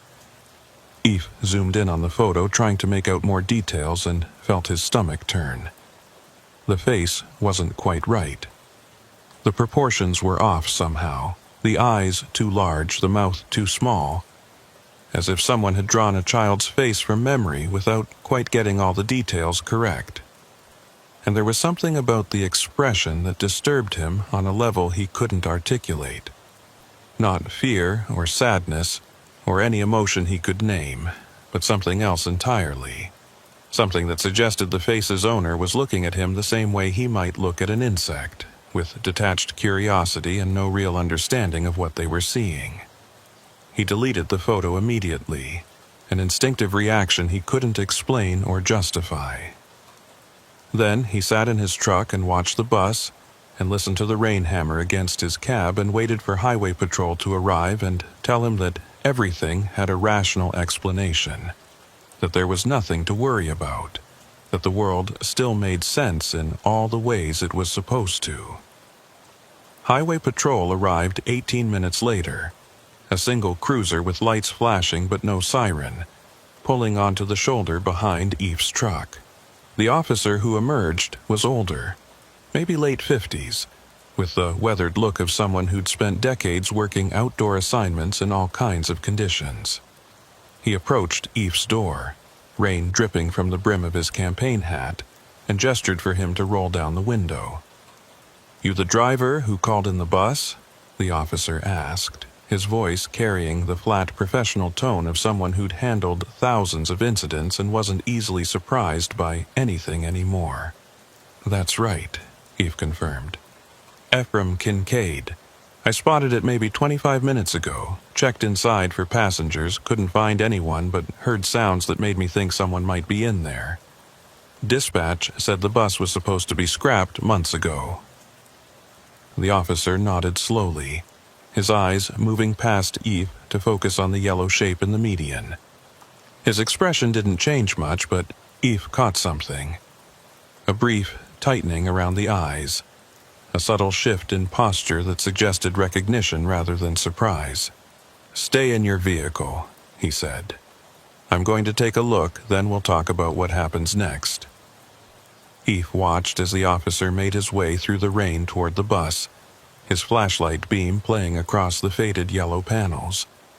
The approach was methodical, professional, the movements of someone who'd investigated countless disabled vehicles and knew exactly what to look for. He circled the bus once completely, examining it from all angles, then climbed up through the rear emergency exit just as Eve had done. The officer was inside for maybe 5 minutes, though it felt longer. Eve kept his eyes fixed on the bus, watching for any indication of what was happening in there. But the rain and the dirty windows made it impossible to see anything clearly. Finally, the officer reappeared, climbing down from the emergency exit and making his way back to Eve's truck. His expression was carefully neutral, but there was something in his bearing that hadn't been there before. A tension that suggested he'd found something that troubled him. "Did you touch anything inside?" the officer asked once he was back at Eve's window. "Flashlight beam only," Eve replied. "Didn't move anything, didn't pick anything up. Just looked around trying to locate whoever was making those sounds I heard." "What kind of sounds?" "Children laughing. Talking, maybe, though I couldn't make out words. And footsteps like someone moving around between the seats." Eve hesitated, then added, "I know how that sounds. But I'm not making it up, and I wasn't imagining it. I heard people inside that bus." The officer was quiet for a moment, rain drumming on the hood of Eve's truck between them. "I believe you heard something," he said finally. "Question is what you actually heard versus what you think you heard. Rain does strange things to acoustics, especially with a metal structure like a bus. Wind through broken windows can create sounds that seem human when they're not. Your brain interprets those sounds as familiar patterns, voices, laughter, footsteps, because that's what makes sense given the context of a school bus." It was a reasonable explanation, one that Eve had already considered and tried to convince himself to accept. But it didn't account for everything he'd experienced. "What about the fresh mud?" he asked. "The tracks leading from the rear exit to the front, like someone had walked through recently. That's not acoustic distortion." "No, it's not," the officer agreed. "But it's also not necessarily connected to whatever sounds you heard. Could be from the tow crew when they originally came to assess the bus after the accident, or from homeless individuals using the bus as temporary shelter, or from kids exploring an abandoned vehicle they found in the median. Doesn't mean there was anyone inside when you arrived." Eve wanted to argue, wanted to explain about the backpack and the juice box and the drawing and all the other details that suggested recent, active use rather than casual exploration. But he could see that the officer had already constructed his explanation, had fit the evidence into a framework that made sense within normal parameters, and pushing back would only make Eve look unreliable or emotionally compromised. "So, what happens now?" Eve asked instead. "Is the bus staying here, or are you having it towed?" "We'll have it towed," the officer said. Should have been done months ago, apparently. Somehow it fell through the cracks in the system. Paperwork got misplaced or filed incorrectly. These things happen, especially with incidents during major weather events when everyone's stretched thin. He pulled out a notepad and started writing. I need your full name, your company information, and your destination for the record. This'll go in the report as a citizen call about abandoned property. Nothing more complicated than that. Ify provided the information, watching as the officer documented everything in neat handwriting that somehow remained legible despite the rain spotting the paper. The whole interaction felt wrong, felt like an elaborate performance designed to categorize the incident as mundane and unremarkable. But Eve couldn't articulate why he felt that way without sounding paranoid or irrational. So he kept his concerns to himself and answered the questions as straightforwardly as possible. You're free to continue your route, the officer said once he'd finished writing. We'll take care of the bus. If we need any follow-up information, we have your contact details. What about the accident you mentioned? Eve asked. The one from last October. What happened? Was anyone hurt? The officer's expression closed down slightly, becoming more formal and distant. That's part of an ongoing investigation. I can't discuss details, but I can tell you that all passengers were accounted for at the time, and standard protocols were followed. There's nothing about that incident that should concern you. Except the officer's body language suggested otherwise. The way he'd positioned himself, slightly angled so his back was toward the bus, as if he didn't want to look at it directly. The way his hand kept moving toward his radio as if he was fighting the urge to call for backup or additional support. The way his eyes kept flicking to Eve's truck, checking the windows and mirrors, making sure there was nothing behind or around them that shouldn't be there. You've seen this bus before, Eve said quietly. You knew what I was talking about the moment I mentioned it. This isn't the first call about it, is it? For a moment, the officer's professional mask slipped, and Eve saw something underneath. Exhaustion, maybe, or frustration, or the kind of weariness that came from dealing with situations that defied easy explanation. Like I said, Mr. Kincaid, you're free to continue your route. Have a safe trip to Richmond. He turned and walked back to his cruiser before Eve could ask anything else, moving with deliberate purpose through the rain. Eve watched him go, watched him sit in his vehicle for several minutes doing something on his computer or his radio, and then watched him drive away, heading south on the state route without even a final glance at the bus in the median. EVH sat in his truck for another 10 minutes, engine idling, trying to decide what to do. Every instinct told him to drive away, to put distance between himself and whatever was sitting in that median pretending to be an abandoned school bus. But another part of him, the part that had spent 16 years solving problems and fixing situations and taking responsibility when others wouldn't, wanted answers. Wanted to understand what he'd actually encountered and why both Boyd and the highway patrol officer had reacted with what felt like recognition rather than surprise. He pulled out his phone and called the dispatch number, getting Boyd on the second ring. This is Kincaid. Highway patrol just left. They're saying the bus somehow didn't get properly removed after the original accident, that it's just been sitting here for months and I'm the first person to report it. Does that match what you found in your records? There was a pause, and Eve heard the sound of fingers on a keyboard in the background. That's what the official paperwork says, Boyd replied. But I did some additional checking after we talked, and there's something odd about the timeline. The bus was reported as towed to salvage on November 3rd, and there's documentation showing it was processed for scrap. But then, 3 weeks ago, there was a notation in the system about the same bus number being found abandoned on Route 42. No explanation for how it got back there. No investigation opened. Just a note that it needed to be removed again. 3 weeks ago, Eve repeated. feeling his stomach tighten. Was it actually removed that time? According to the records, yes. Towed by McClellan Salvage on February 19th, signed off by the same officer who just visited you, and marked as completed. But obviously the bus is still there, which means either the paperwork is wrong or something else is going on. Who's the officer? Eve asked. The one who signed off on the tow.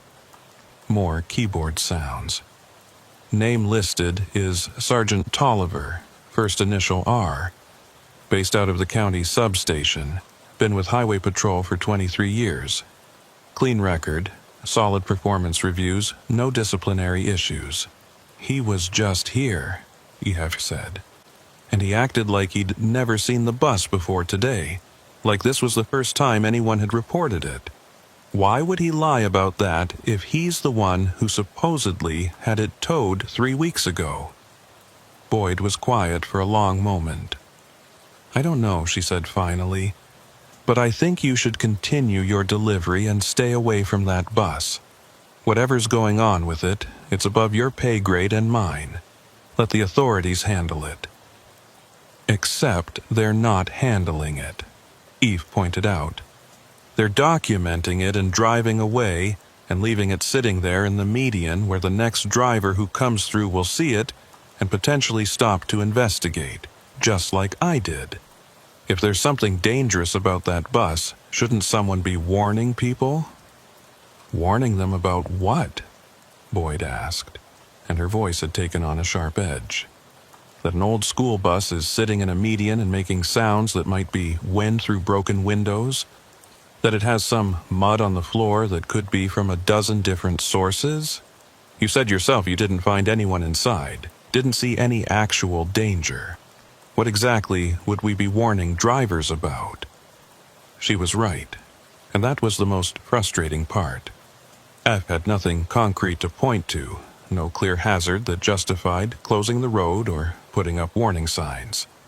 Just a collection of unsettling details that added up to a feeling rather than a fact. And feelings didn't meet any standard for official action. Fine, Eve said. I'll continue my route. But for the record, I think something's wrong here, and I think people know more than they're saying. Noted, Boyd replied. Your concern is noted and will be included in the incident report.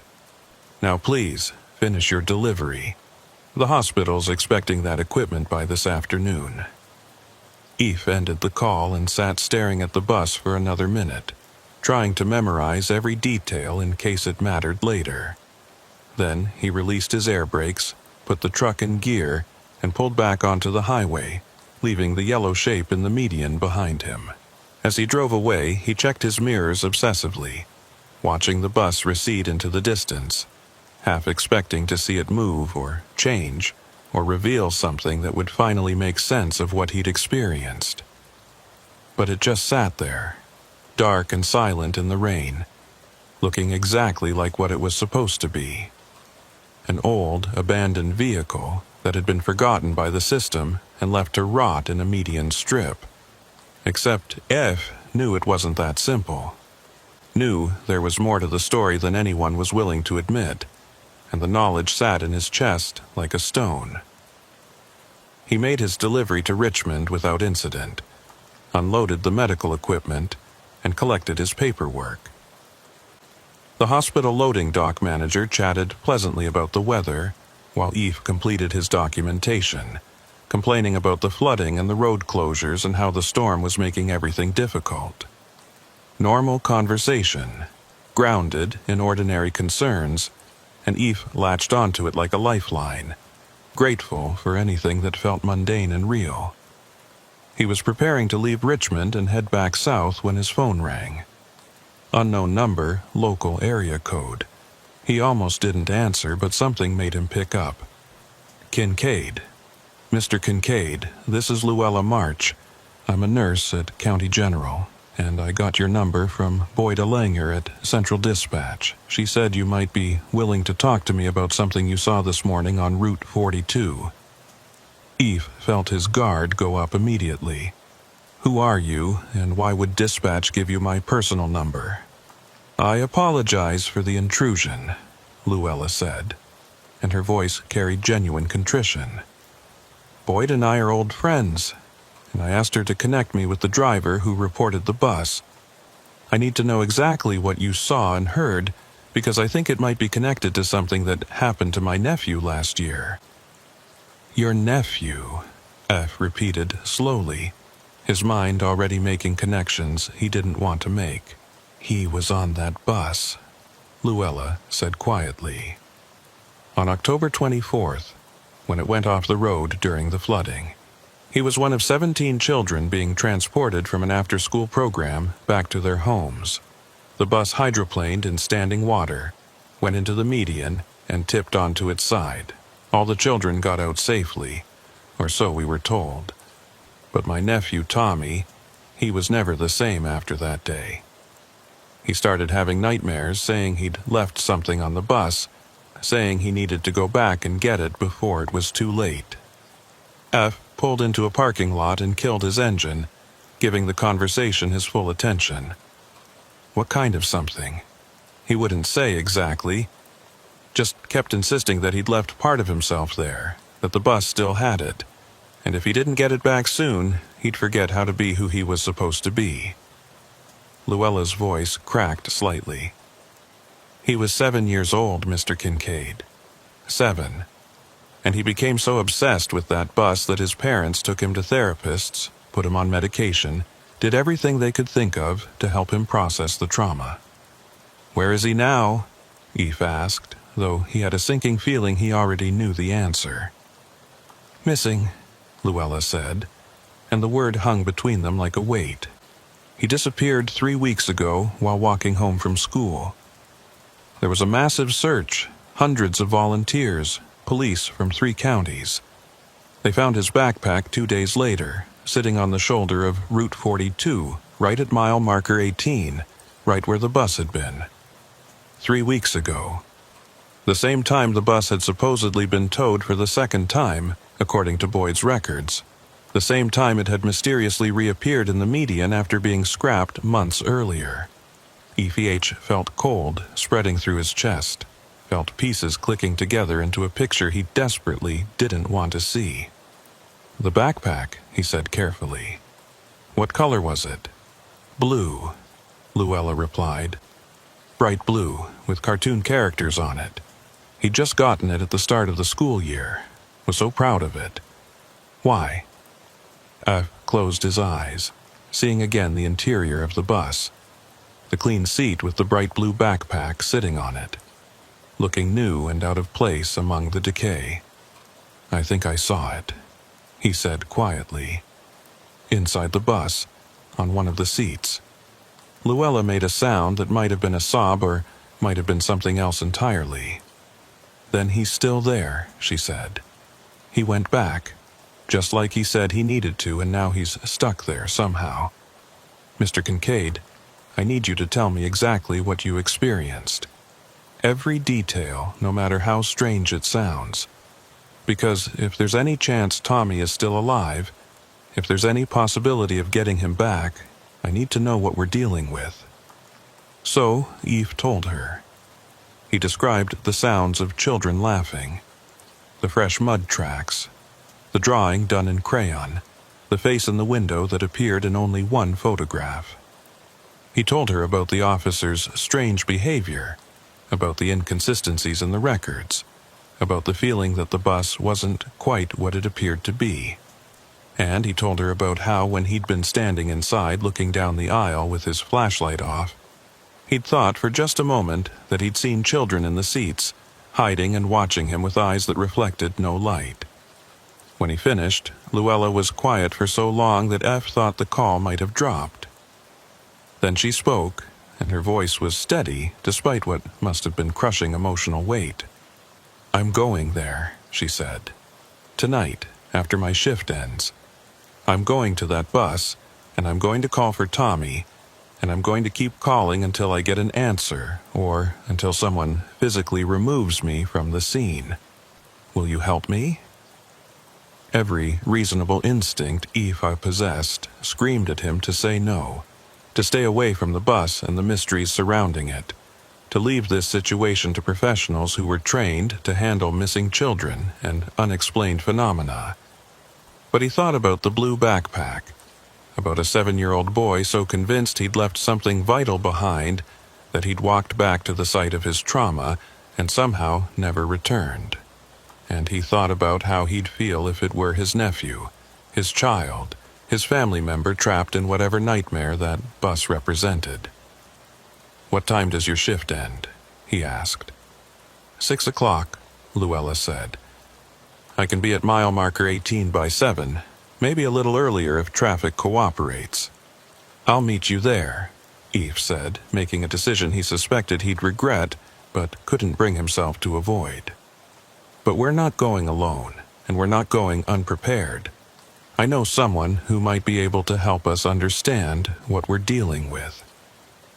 He thought about Tansy McCoy, about the folder full of incidents and reports she'd compiled, about her theory that roads absorbed the history of the places they crossed, and sometimes expressed that history in ways that looked supernatural, but might just be natural phenomena humans didn't yet understand.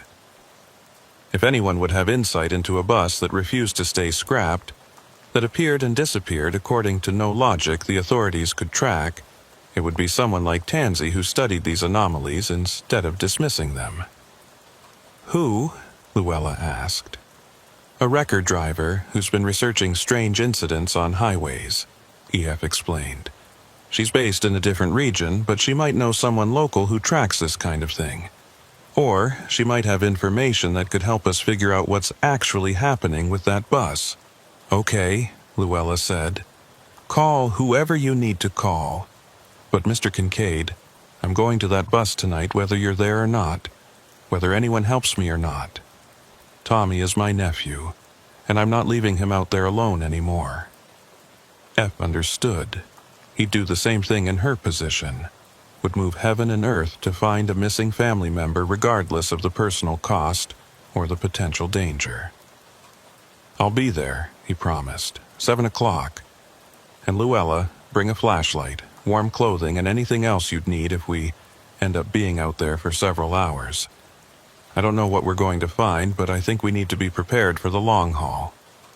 After ending the call, F sat in his truck and stared at nothing, trying to process the decision he'd just made. He was going back to the bus. He was going back with the aunt of a missing child, searching for answers that might not exist, investigating a situation that Highway Patrol had already documented and dismissed. It was irrational, potentially dangerous, and completely against every principle of professional driving that emphasized staying in your lane and leaving unusual situations to the authorities. But he couldn't shake the image of that blue backpack sitting clean and new on a deteriorated bus seat, waiting for someone to come back and claim it. Couldn't forget the sound of children's laughter echoing through a supposedly empty vehicle. Couldn't ignore the growing conviction that Tommy March hadn't simply wandered away and gotten lost, but had found his way back to the place that haunted him and discovered something there that wouldn't let him leave. Ife started his engine and began the drive back toward mile marker 18, toward the school bus that shouldn't exist, toward answers that might be more terrifying than the questions themselves. Ife returned to mile marker 18 just as the sun was setting, painting the wet landscape in shades of copper and gray.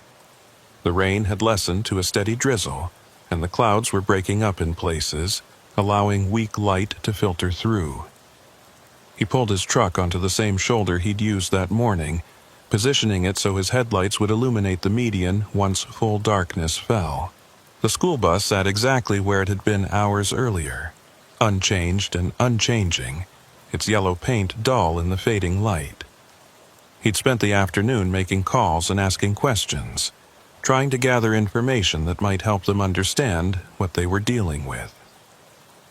Boyd had been reluctant to provide additional details beyond what she'd already shared, citing privacy regulations and active investigations, but she'd confirmed that Tommy March's disappearance was still classified as an open missing persons case with no strong leads. The backpack found at mile marker 18 had been processed for evidence, showed no signs of foul play, and contained only the items a 7-year-old would normally carry: a homework folder, a juice box, and a small toy truck. Eve had also tried to reach Tansy McCoy, hoping her expertise with highway anomalies might offer some insight, but her phone had gone straight to voicemail. He'd left a message explaining the situation in broad terms, asking if she knew of similar incidents involving vehicles that refused to stay removed, or locations that seemed to trap people in ways that defied conventional explanation. He wasn't sure she'd call back in time to be helpful, but the attempt had made him feel slightly less like he was walking blind into something dangerous. A car pulled onto the shoulder behind his truck at exactly 7 o'clock. A small sedan, practical and well-maintained, with a parking sticker from County General Hospital visible on the windshield. Luella March climbed out, a woman in her early 40s wearing jeans and a heavy jacket, her dark hair pulled back in a practical ponytail. She carried a large flashlight and what looked like a backpack of her own, stuffed with supplies. Eve got out of his truck to meet her, and they stood in the drizzle for a moment, sizing each other up. Luella's eyes were red-rimmed, suggesting recent tears or lack of sleep, or both, but her expression was determined, focused in the way people got when they'd moved past grief into action. "Thank you for coming," she said, extending her hand. "I know this is asking a lot, especially from someone who doesn't know us, doesn't have any obligation to help." "I saw his backpack," Eve replied, shaking her hand. "And I heard those sounds in the bus. I can't just walk away from that, can't pretend it didn't happen. Besides, if there's even a small chance your nephew is out here somewhere, that he needs help, then this is the right thing to do." Luella nodded, looking past him at the bus in the median. "Has anything changed since this morning? Any signs of activity or movement?" "Nothing visible," Evie said. "But I've only been here for about 10 minutes. Highway patrol hasn't come back, and I haven't seen any other vehicles stop to investigate. It's like people drive past without even noticing it's there." "Maybe they don't notice," Luella suggested. "Maybe it's only visible under certain conditions, or only to certain people. Tommy used to say things like that after the accident, that the bus was still calling to him, that he could hear it even when no one else could. We thought it was trauma, PTSD, the kind of intrusive thoughts children develop after frightening experiences. But what if he was actually perceiving something real, something the rest of us couldn't detect?" It was an unsettling theory, one that suggested the boundary between normal reality and whatever the bus represented was more permeable than Eve wanted to believe. But it would explain some of the inconsistencies, why the bus appeared in official records as being removed, yet remained physically present in the median. Why Highway Patrol seemed to forget about it between incidents. Why Eve had been able to see and enter it while other drivers apparently passed by without stopping.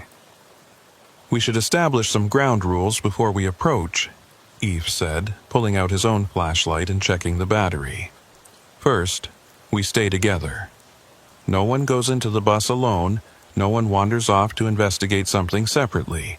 Second, if either of us feels like something is wrong, like we need to leave immediately, we leave. No arguments, no hesitation. And third, we document everything. Photos, videos, voice recordings if we can. Whatever we find, we need evidence that other people can examine." Luella agreed, and they approached the bus together, their flashlight beams cutting through the gathering darkness. The drizzle had stopped, leaving everything wet and glistening, and the air smelled of rain-soaked earth and something else, something faintly metallic and organic that Eve couldn't quite identify. As they got closer, he noticed details he'd missed that morning in his initial investigation. The mud on the tires wasn't uniform. On the side facing the southbound lanes, it was dry and cracked, consistent with having been there for months. But on the side facing the northbound lanes, where Eve had approached that morning, the mud looked fresh and dark, still damp despite hours of sitting in place. As if the bus existed in two different time periods simultaneously, one side aging normally while the other remained frozen in the moment of the accident. "Do you see that?" Eve asked, pointing out the discrepancy to Luella. She studied the tires carefully, then moved around to examine the other side of the bus.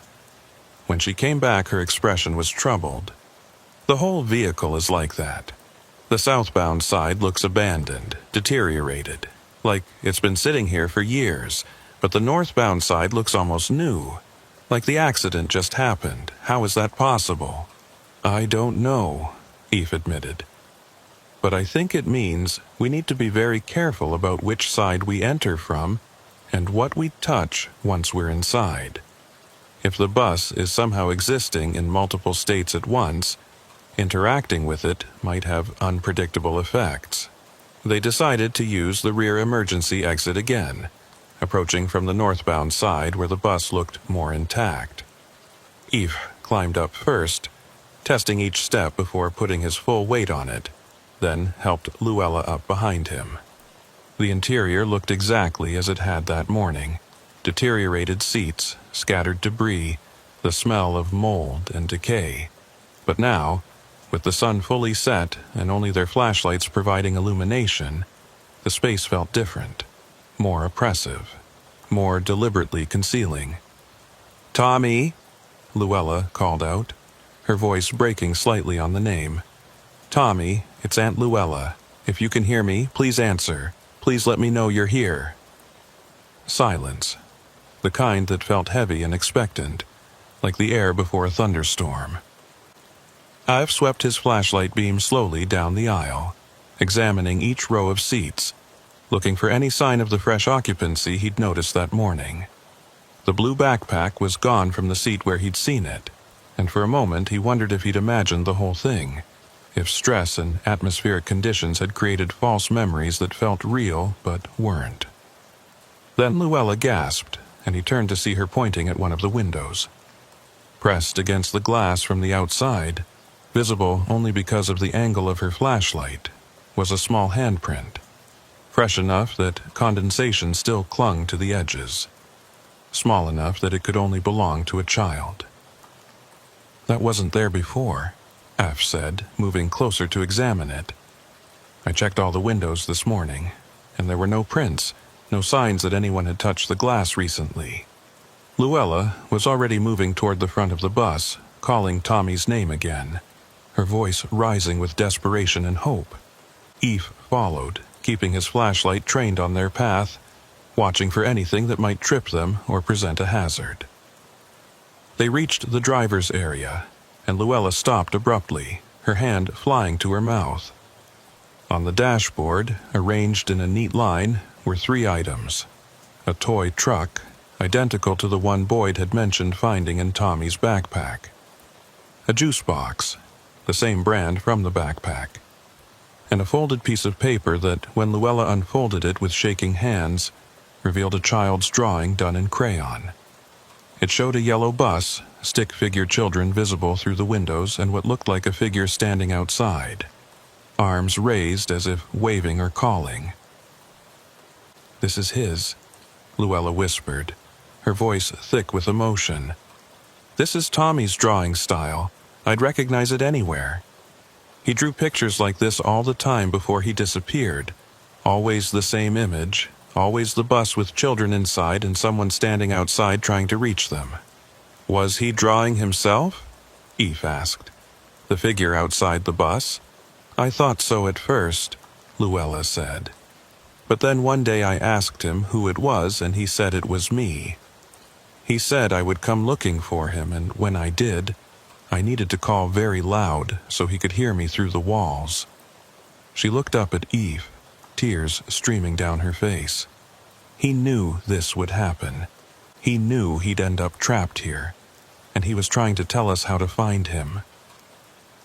The implications of that were staggering and terrible.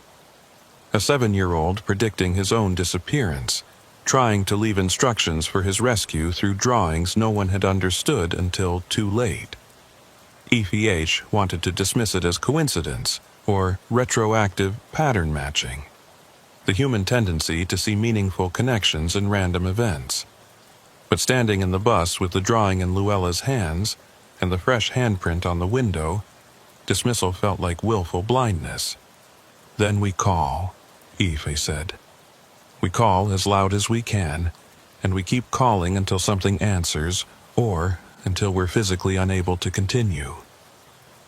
They started calling together, their voices echoing through the metal shell of the bus and out into the night. "Tommy, Tommy March, can you hear us? Your Aunt Luella is here. We've come to take you home." Over and over, taking turns so their voices wouldn't give out, maintaining a steady rhythm of sound that filled the space and pushed back against the oppressive silence. At first, nothing happened. The bus remained empty and dark, responding to their calls only with natural echoes and the creaking of metal settling.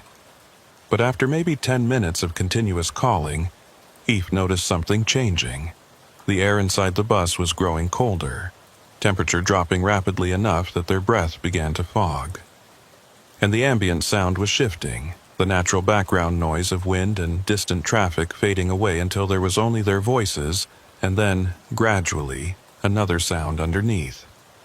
Children laughing. The same sound Eve had heard that morning, but clearer now, more distinct.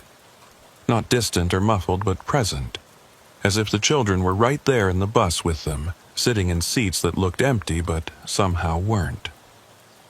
The laughter had a strange quality to it, not quite innocent, not quite menacing, but something in between. The sound of children engaged in a game they didn't fully understand, following rules that made sense to them but might not make sense to anyone else. "Tommy?" Luella called again, her voice cracking with emotion. "Tommy, if that's you, please show yourself. Please let me see you. I've been so worried. We've all been so worried. We just want to bring you home." The laughter stopped abruptly, replaced by whispered conversation too quiet to make out individual words. F aimed his flashlight toward the sound, and for just a moment, less than a second, barely long enough to register, he saw them. Children sitting in the seats, 7 or 8 of them, wearing clothes that looked wet and muddy as if they'd been playing outside in the rain. They were looking at Luella and Afe with expressions that mixed curiosity and caution, the way children looked at strangers they'd been taught not to talk to. Then F blinked, and the seats were empty again, but the impression remained, burned into his retinas like an after-image. Small faces, wide eyes, hands gripping the seat backs in front of them. And in the third row on the right, a boy with dark hair and a blue jacket who looked exactly like the photograph Luella had shown him on her phone, the picture of Tommy taken 2 weeks before his disappearance. "Did you see them?" Luella asked, her voice barely above a whisper. "Please tell me you saw them too, that I'm not losing my mind." "I saw them," Aoife confirmed. "And I saw Tommy. 3rd row, right side. He was there, Luella. He was looking right at us." Luella moved quickly down the aisle, stopping at the seat F had indicated. She reached out toward it, her hand trembling, and the moment her fingers made contact with the vinyl surface, the temperature dropped even further. The metal walls of the bus began to frost over, ice crystals forming in intricate patterns that looked almost deliberate, almost like writing. And through the sudden cold, a child's voice spoke clearly, close enough that it seemed to come from right beside them. "Aunt Luella?" It was Tommy's voice, unmistakable according to Luella's reaction. She spun around, searching for the source, her flashlight beam sweeping wildly across the interior. "Tommy, where are you? I can hear you, but I can't see you." "I'm here," the voice said, and now Eve could pinpoint the location. It was coming from the seat Luella had touched, as if Tommy was sitting there but somehow invisible, present in a way that their eyes couldn't detect, but their ears could. "I came back like I said I would. I had to get what I left behind. "What did you leave behind, sweetie?" Luella asked, her voice gentle despite the terror that must have been coursing through her. "What was so important that you had to come back?" "Part of me," Tommy replied, and his voice carried a flatness that was deeply unsettling, as if he was reciting memorized words rather than speaking spontaneously. "When the bus fell over, part of me got stuck in the moment. The scared part. The part that didn't want to get up and leave because leaving meant accepting that something bad had happened. So that part stayed, and the rest of me went home. But I wasn't whole anymore. I could feel the missing piece calling to me, pulling at me, and finally I had to come back and get it." "And did you find it?" Eve asked, keeping his voice calm and level. "Did you find the part you were looking for?" A pause, during which the frost patterns on the walls seemed to shift and rearrange themselves. "I found it," Tommy said. "But now I can't leave. The scared part is stuck to this place, and when I came back to get it, I got stuck too. We're both here now, but we can't get out. The walls won't let us. The bus won't let us." Luella reached toward the seat again, her hand passing through empty air as if trying to touch a nephew she couldn't see. "Then we'll get you out," she said firmly. "That's why we're here, Tommy, to bring you home. Both parts of you. You don't have to be stuck anymore." "You can't get us out from inside," Tommy said, and his voice was fading now, becoming distant and echo-like. "You have to go outside and break the walls. But you have to be careful, because breaking the walls might break us too. We're part of the bus now, and the bus is part of us, and I don't know what happens if you separate us wrong." The voice faded completely, leaving only the sound of wind whistling through broken windows and the steady drip of water condensing on the frosted metal. Luella stood frozen, her hand still extended toward the empty seat, her expression cycling through grief and hope and determination. "We need to go outside," Eve said gently. "We need to figure out what Tommy meant about breaking the walls, about separating him from the bus. But we're not doing it randomly, not without understanding the risks. If he's somehow bound to this vehicle, if his consciousness or his spirit or whatever we want to call it has become entangled with the structure, then we need to be very careful about how we proceed." They climbed out of the bus, emerging into the night air that felt warm compared to the supernatural cold inside. F examined the exterior of the vehicle with fresh eyes, looking for anything that might explain how to break the walls without causing harm. The discrepancy between the two sides was even more apparent now. The southbound side looked like it was slowly dissolving, the metal corroding and the paint flaking away, while the northbound side remained stubbornly intact, frozen in the moment of the accident. "What if it's temporal?" Luella suggested, following his gaze. "What if the bus exists in two different time periods, and Tommy is caught in the space between them? The accident happened on the southbound side. The bus was traveling south when it hydroplaned. Maybe his scared part is stuck in that moment on that side of the vehicle, while his physical presence is trapped on the northbound side where we've been looking for him." It was as good a theory as any, and it suggested a possible approach. If the two sides represented different states of the bus, different moments in its existence, then maybe creating a connection between them would allow Tommy to move from one to the other, to complete the transition he'd been unable to finish on his own. "We need tools," Eve said. "Something to make an opening, to create a passage between the two sides. My truck has basic equipment. Crowbar, hammer, bolt cutters might be enough." He retrieved the tools from his cab, and they stood before the bus trying to decide where to start. The windows seemed like the obvious choice. Break one on each side, create an opening that connected the two temporal states. But Tommy's warning about breaking the walls carefully suggested that random destruction might be dangerous, might sever connections that needed to remain intact. Then Eve noticed something he'd missed before. at the midpoint of the bus, right where the vehicle would have pivoted when it tipped onto its side. There was a visible seam in the metal. Not a manufacturing joint, but something else. A line where the southbound deterioration met the northbound preservation, where past and present pressed against each other. If they were going to create a passage, that seam seemed like the logical place to start. He positioned the crowbar at the seam and looked at Luella. If this goes wrong, if something happens that feels dangerous or harmful, we stop immediately. Agreed? Agreed, she said. But Eve, we have to try. We have to do something. I can't leave him here, can't walk away knowing he's trapped and calling for help. F understood. He positioned the crowbar carefully and began to pry, feeling resistance at first, then a sudden give as the metal started to separate. The sound it made was wrong. Not the squeal of metal on metal, but something organic and wet, like tearing fabric or splitting skin. He kept going, working the crowbar along the seam, creating an opening that widened gradually until it was large enough for a person to pass through.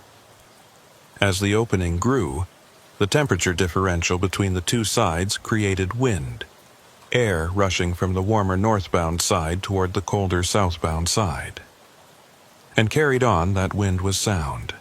Children's voices, multiple voices, all calling out at once in a mixture of relief and fear and desperate hope. They were all in there, Eve realized. Not just Tommy, but all the children from the accident. The 17 young passengers who'd supposedly gotten out safely, but had perhaps left pieces of themselves behind. Fragments of consciousness that remained trapped in the traumatic moment. Light began to pour through the opening, not from any external source, but from inside the bus itself, as if creating the passage had released something that had been building up for months. It was bright enough to hurt, bright enough that Eve had to shield his eyes, and through the glare he could see shapes moving, small figures climbing through the opening from one side to the other, reassembling themselves, becoming whole again. The process lasted maybe 30 seconds, though it felt much longer. When the light faded and Eve could see clearly again, the bus had changed. The southbound side no longer looked deteriorated. It had caught up somehow, had aged forward to match the northbound side. Or maybe the northbound side had aged backward. Either way, the vehicle now looked uniform, consistent, like a normal abandoned bus, rather than an impossible object existing in multiple states simultaneously. And lying in the grass beside the bus, unconscious but breathing, were two children. Tommy March, wearing the blue jacket from Luella's photograph and the missing backpack still strapped to his shoulders, and a girl, maybe 9 or 10 years old, wearing a school uniform and clutching a stuffed animal. Luella ran to Tommy, dropping to her knees beside him and checking his vital signs with practiced efficiency. "He's alive," she said, her voice breaking with emotion. "He's breathing. His pulse is strong. Tommy, can you hear me?" F moved to check on the girl, finding her in similar condition, unconscious but stable, showing no obvious signs of injury beyond exposure and exhaustion. He pulled out his phone and dialed 911, reporting their location and the need for immediate medical attention for two children found at mile marker 18. The dispatcher asked questions he couldn't fully answer, but he gave them enough information to get ambulances rolling. While they waited for emergency services, Tommy began to stir. His eyes fluttered open, focused on Luella's face, and filled with tears. "Aunt Luella? Did it work? Did I find the missing part?" "You found it," Luella said, pulling him into a careful hug. "You found it, and you made it back. You're safe now, Tommy. You're going to be okay." The ambulances arrived within 12 minutes, their lights painting the median in alternating red and white, their sirens cutting through the night with authority and urgency. Paramedics swarmed the scene, assessing both children with professional efficiency while asking questions that Eve and Luella struggled to answer in ways that would make sense to people who hadn't witnessed what they'd witnessed. How long had the children been here? Unknown. What had they been exposed to? The elements, possibly hypothermia, circumstances that defied conventional explanation. Were there any other victims? Not that they could find, but there might be, and that uncertainty sat heavy in Eve's chest. Tommy was loaded into the first ambulance, conscious and alert but disoriented, asking questions about how long he'd been gone and whether his parents knew he was okay. Luella climbed in with him, promising Aoife she'd call once they reached the hospital, once she knew more about Tommy's condition and what came next.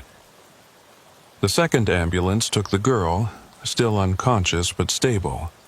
Her stuffed animal clutched so tightly in her small hands that the paramedics had to carefully loosen her grip to check her vital signs. Before the ambulances pulled away, Aoife managed to get the girl's description and asked the paramedics to check missing persons reports for matches. She looked like she'd been gone for longer than Tommy, her clothes more weathered, her skin showing signs of prolonged exposure that 3 weeks wouldn't fully account for. He had a terrible suspicion that she might have been missing for months, maybe even since the original accident, and that somehow she'd been overlooked in the initial count of survivors. Highway patrol arrived as the ambulances departed. 2 cruisers this time instead of 1. Sergeant Tolliver climbed out of the first vehicle, his expression transitioning from routine response to something else entirely when he saw Eve standing beside the bus. Recognition, maybe, or resignation. The look of someone who'd been expecting this call eventually and had hoped it would never come. A younger officer emerged from the second cruiser, immediately pulling out a notepad and beginning the standard documentation process. Aoife went through the sequence of events as accurately as he could without straying into territory that would make him sound unreliable or delusional. He'd returned to check on the abandoned bus. He'd encountered Luella March, who was searching for her missing nephew. They'd discovered 2 children in medical distress near the vehicle and called for emergency services. Everything else, the voices, the cold, the temporal discontinuity, the passage he'd created with a crowbar, he left out, condensing the experience into facts that would fit on an incident report. Tolliver listened without interrupting, his eyes moving between Eve and the bus, and when the younger officer stepped away to call in additional units, the sergeant moved closer, his voice dropping to just above a whisper. "You opened something, didn't you? Made a hole in the side of the bus." It wasn't really a question, but Eve nodded anyway. "There was a seam in the metal, right at the midpoint. I used a crowbar to pry it open. The children came out after that."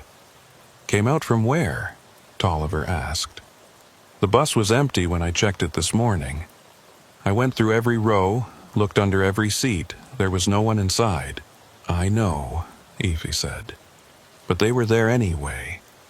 Not in a way you could see with normal vision, not existing in the same moment you were searching, but present nonetheless.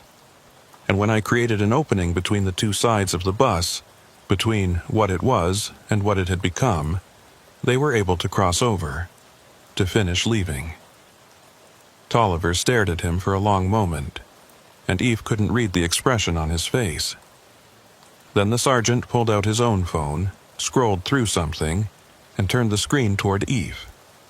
It showed a photograph of the girl they'd found, younger in the picture, maybe 7 or 8 years old, smiling at the camera with gap-toothed joy. The caption beneath identified her as Sarah Brenner, missing since October 24th of the previous year.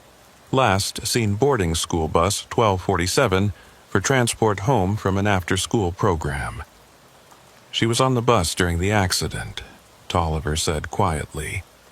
"But when we did the head count afterward, when we verified that all the children had gotten out safely, she wasn't among them. We searched for days, combed every inch of the area, dragged the creek, checked every possible location she might have wandered to. Eventually, we had to conclude she'd somehow left the scene before we arrived, got picked up by someone, or walked away in the confusion. The case went cold after 3 months. Because she never left the bus, Eve said, understanding crystallizing. She got out physically, followed the evacuation procedure, but part of her consciousness remained trapped in the moment of the accident. And over time, that part pulled the rest of her back, the same way it pulled Tommy back. They were all supposed to be gone, all marked as safe and accounted for, but the trauma had created anchors that wouldn't release them. "How many?" Tolliver asked, and his voice had taken on a haunted quality. How many children were still in there, still trapped in that moment? "I don't know," Af admitted. "I heard multiple voices, saw several shapes when I looked with my flashlight off. Tommy said there were others, said we instead of I, when he was talking about being stuck. But whether they all got out when I opened the passage, whether some of them chose to stay or couldn't make the transition, I can't tell you. I only know that Tommy and Sarah made it through." The younger officer returned, reporting that he'd contacted the state police and they were sending a forensic team to process the scene.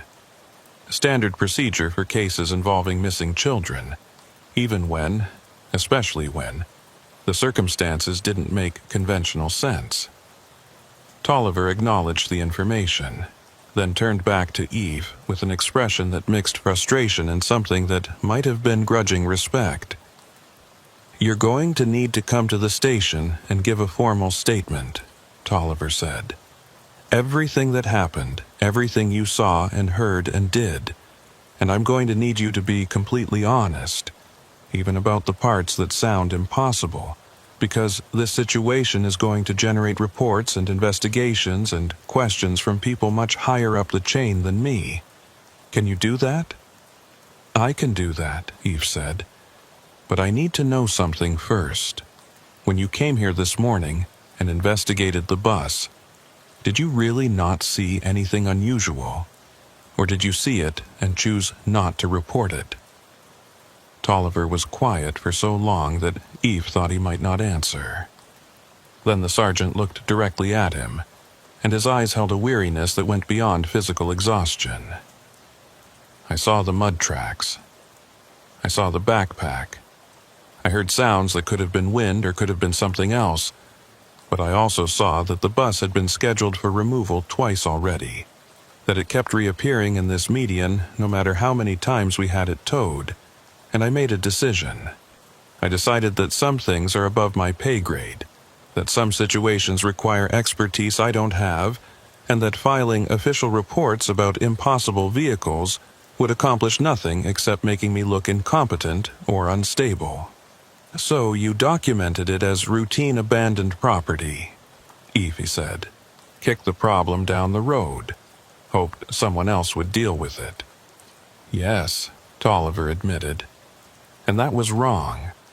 I knew it was wrong even as I was doing it, but I convinced myself that one more day wouldn't matter, that whatever was happening here wasn't an immediate threat.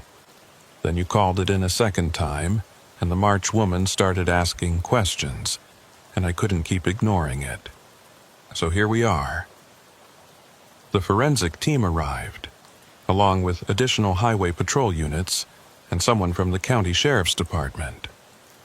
The scene transformed from a quiet stretch of median into a full investigation site, with evidence markers and camera flashes and official personnel documenting every detail.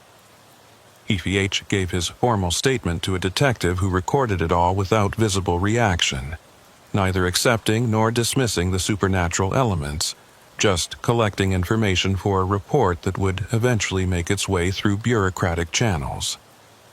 By the time they released him, it was nearly midnight.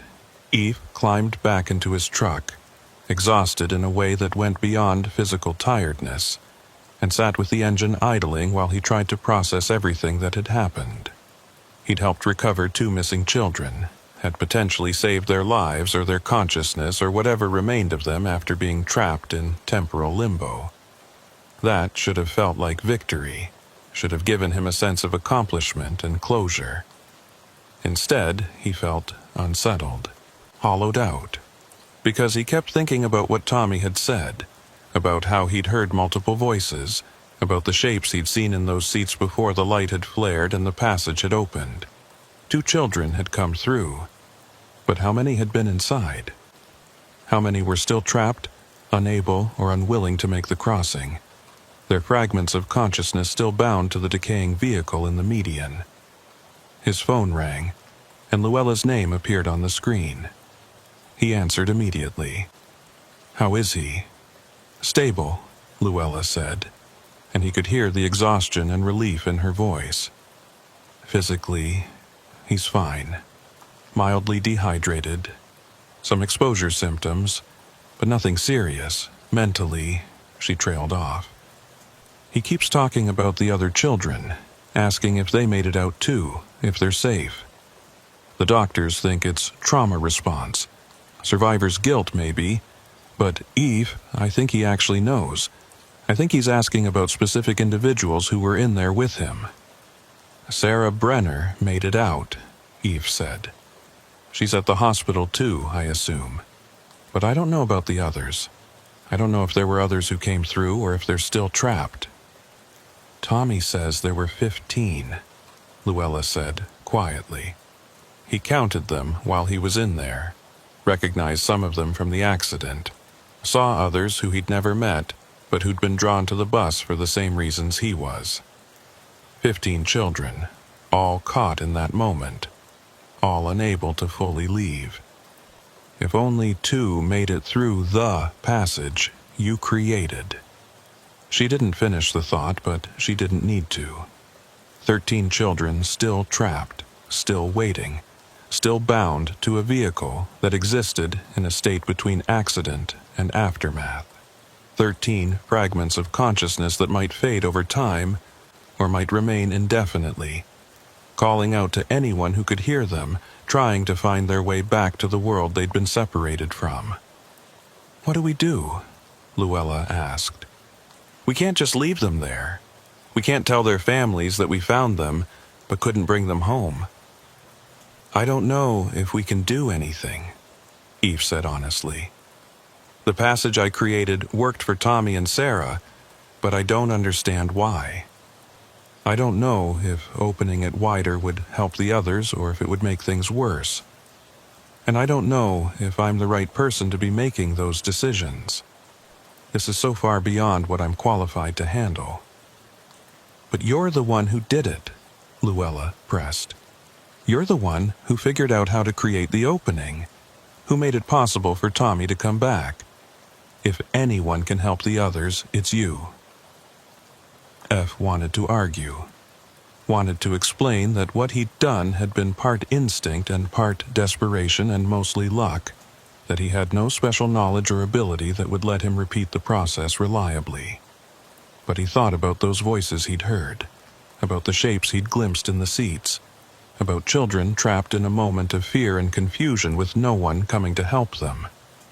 And he thought about how he'd feel if it were his child, his nephew, his family member stuck in that liminal space. "I'll go back tomorrow," he said. "In daylight, with proper equipment and someone who understands what we're dealing with better than I do.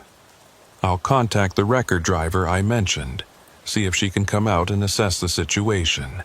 And I'll talk to Tolliver, see if Highway Patrol can keep the area secured so no one else stumbles into this without knowing what they're walking into." "Thank you," Luella said, and the gratitude in her voice made Eve's chest tight.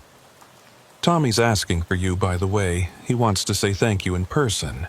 Could you stop by the hospital tomorrow before you go back to the bus?" "I'll be there," Eve promised. He ended the call and sat in his truck for another few minutes, watching through his windshield as the forensic team continued their work around the bus. They were documenting it as a crime scene, collecting evidence that would be analyzed and cataloged and filed into reports that tried to make sense of something that defied conventional understanding. He wondered what they would conclude, what explanation would eventually emerge from the investigation. Prolonged exposure leading to confusion and false memories. Mass hallucination triggered by environmental factors? Something else entirely that bent the rules of reality in ways the authorities would never officially acknowledge? Boyd called as he was preparing to leave the scene, her voice tight with concern. I've been following the updates. 2 missing children recovered, both in stable condition, no indication of foul play, but circumstances remain unclear. Iffy. What actually happened out there? I'm not sure I could explain it in a way that would make sense, Iffy said. But I can tell you that school bus is more than just an abandoned vehicle. It's somehow holding on to pieces of the accident that happened last year, keeping them preserved in a way that affects anyone who was traumatized by the event. Tommy and Sarah got pulled back because they'd left something behind, and that something wouldn't let them go. And you got them out, Boyd said. You found a way to release them. I found a way to release 2 of them, Eve corrected. But there might be more. There are probably more based on what Tommy is telling his aunt, and I don't know how to help them. Don't know if what worked once will work again. Boyd was quiet for a moment. The company is going to want to know why you were at that location after your delivery was completed. Why you weren't heading back or picking up your next load. I'll do what I can to frame it as a Good Samaritan situation. A driver stopping to help with a missing persons case, but you need to prepare for questions. I understand, Eve said. And Boyd, thank you for giving Luella my number, for not dismissing this as crazy when I first called it in. I know none of this makes sense. It makes perfect sense if you accept that the world is stranger than we usually admit, Boyd replied. I've been dispatching drivers for 15 years, and I've heard enough stories about impossible things happening on lonely roads to know that there's more out there than anyone wants to acknowledge officially. Just be careful, Eve. Whatever you're dealing with at that bus, it's not done with you yet. She was right, and he knew it. He could feel the pull even now, sitting in his truck half a mile from the median, feel the weight of unfinished business pressing against his consciousness. He'd opened a door, and doors had a tendency to swing both ways. What came out could also pull things in, and he wasn't sure he understood the rules governing the exchange. EPH drove to a truck stop 20 miles north and parked for what was left of the night, but sleep wouldn't come. Every time he closed his eyes, he saw the bus. Not as it appeared in normal vision, but as it had looked in that moment when the light had poured through the opening, when the 2 temporal states had briefly aligned and allowed passage between them. The image was seared into his memory with a clarity that suggested he'd been changed by the experience, marked in some way that he didn't yet understand. He was still awake when dawn broke, painting the sky in shades of gray and pale yellow. He made coffee in his truck's small appliance, checked his messages, and found one from Tansy McCoy, finally returning his call from the previous day. Her voicemail was characteristically direct. Got your message about the bus that won't stay removed. That's temporal anchoring, classic signs of it. Object becomes tied to a specific moment, keeps manifesting in that configuration regardless of what you do to the physical structure. Only way to fully resolve it is to address whatever's keeping it anchored, usually trauma, sometimes unfinished business, occasionally something else entirely. Call me if you want to discuss approach strategies. And Eve, be careful. Temporal anchors can be unpredictable. He called her back, got her voicemail, left a detailed message about everything that had happened, and asked if she could come to the site to assess the situation. If there were 13 children still trapped, still bound to the bus through fragments of consciousness that couldn't complete the crossing, then he needed someone with expertise beyond his own. Someone who'd studied these anomalies, who understood the mechanics of how trauma could create lasting impressions on physical locations. By 8 in the morning, he was at the hospital, following Luella's directions to Tommy's room. The boy was awake, sitting up in bed with his parents on either side, looking small and fragile in the hospital gown, but alive and present in a way that felt miraculous given the circumstances. He brightened when he saw Eve, waving with the hand that didn't have an IV attached. "You came," Tommy said. "Aunt Luella said you would, but I wasn't sure." "Of course I came," Eva replied, pulling up a chair beside the bed. "I wanted to see how you were doing. Make sure you were okay." "I'm okay," Tommy said, though his eyes held shadows that suggested otherwise. "But the others aren't. They're still in there, Mr. Kincaid. Still stuck in the scared moment. Still waiting for someone to help them finish leaving. You have to go back. You have to open more doors."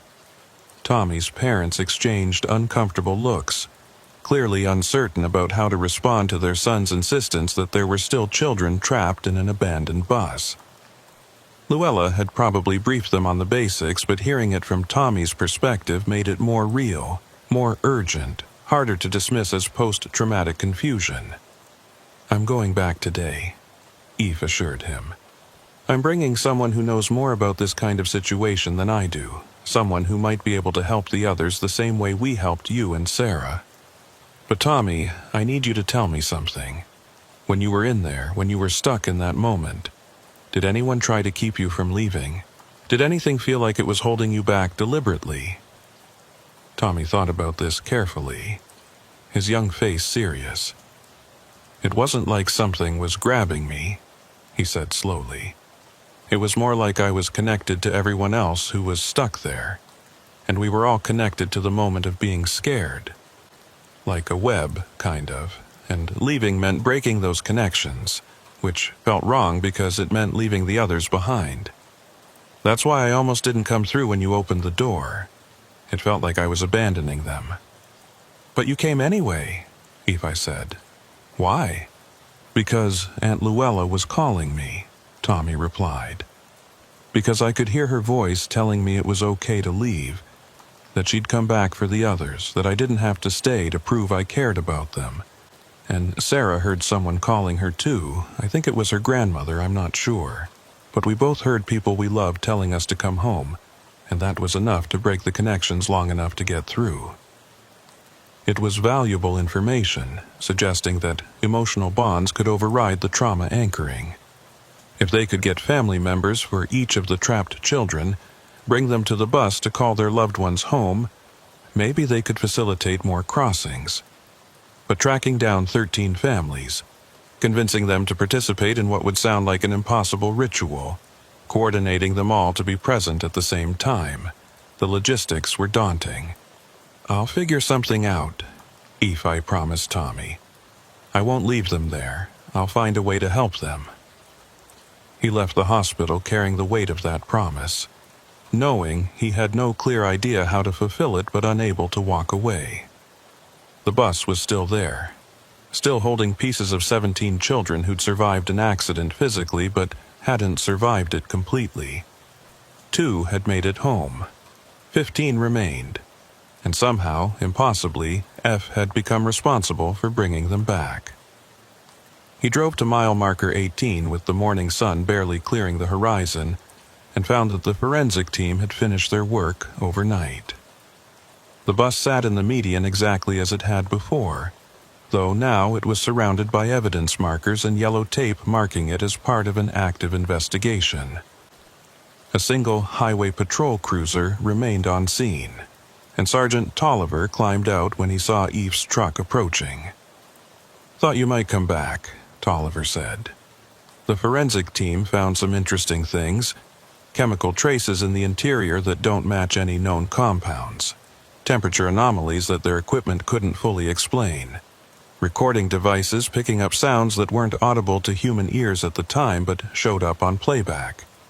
They're classifying it as an unexplained phenomenon pending further investigation." "Which means they're going to study it," Eve said. "Bring in specialists, run more tests, try to understand it scientifically." "Which means they're going to take time we might not have," Tolliver corrected. "If there are children still trapped in there, if their consciousness, or whatever you want to call it, is gradually fading or degrading, then waiting for official channels could mean losing them permanently. Ev looked at the sergeant with new understanding. You want to help, you want to go off the books and do this unofficially. I want to do right by those kids, Tolliver said. I failed them when I didn't investigate properly the first time, when I let this bus sit here for months because dealing with it officially was too complicated. I'm not failing them again. So, if you've got a plan, if you know someone who can help, I'll do whatever I can to facilitate it. I'll keep the scene secured. I'll delay the specialists. I'll run interference with the bureaucracy. Just tell me what you need. What Eve needed was Tansy McCoy, with her expertise and her folders full of documentation about similar incidents. What he needed was the families of 15 missing or altered children, willing to stand in the rain and call their loved ones home. What he needed was understanding that he didn't have, solutions to problems that defied normal approaches. But what he had was a crowbar, a commitment to help, and the growing certainty that the bus wouldn't release its hold until someone forced it to. Until someone created enough openings, enough passages, enough connections between the trapped moment and the present that the children could finally finish leaving. Give me 24 hours, Eve said. I'll contact everyone I can think of who might be able to help. And then tomorrow night we're going to come back here with whatever resources we can gather, and we're going to open every door we can find until everyone who wants to leave has the chance to do so. Tolliver nodded. I'll be here, and I'll make sure no one interferes. Eve spent the rest of that day making calls, sending messages, reaching out to every contact who might have relevant expertise or resources. Tansy agreed to drive through the night to reach them, bringing equipment and knowledge she'd accumulated over years of studying highway anomalies. Boyd coordinated with dispatch to free up Eve's schedule, giving him the time he needed without asking too many questions she wouldn't want answered officially. And Luella began the heartbreaking task of contacting families, not to tell them their children were trapped in a school bus in a way that defied explanation, but to ask them to come to mile marker 18 the following evening for a memorial ceremony, a chance to say goodbye and find closure. Some agreed, some refused, but enough said yes that by the time night fell, Eve had a list of 7 families who would be present, who would call for their children and hope for an answer. It wasn't everyone. It wasn't enough. But it was a start. And as Eve sat in his truck that night, parked at the same truck stop where he'd failed to sleep the night before, he thought about doors and passages and the space between moments. He thought about how trauma could anchor consciousness to specific locations, how fear could create bonds stronger than physical distance, how love could sometimes cut through those bonds and bring people home. Tomorrow, they would try again. Tomorrow they would open more doors, create more passages, call louder into the space where past and present intersected.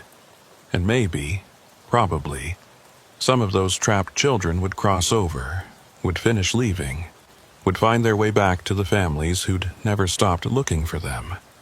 But F suspected, with a certainty that sat cold in his gut, that not everyone would make it through. That some fragments were too deeply embedded, too thoroughly integrated with the traumatic moment to be easily separated, and that the bus would remain in that median, holding on to whatever pieces it couldn't release, waiting for the next accident, the next trauma, the next opportunity to trap consciousness in amber and refuse to let go. The road took what it wanted. The road remembered. And sometimes the road kept pieces of people long after their bodies had walked away, creating hauntings that looked like abandoned vehicles but were actually monuments to moments that refused to end. EPH closed his eyes, knowing sleep still wouldn't come, and made peace with the fact that he would carry the weight of this experience for the rest of his driving career.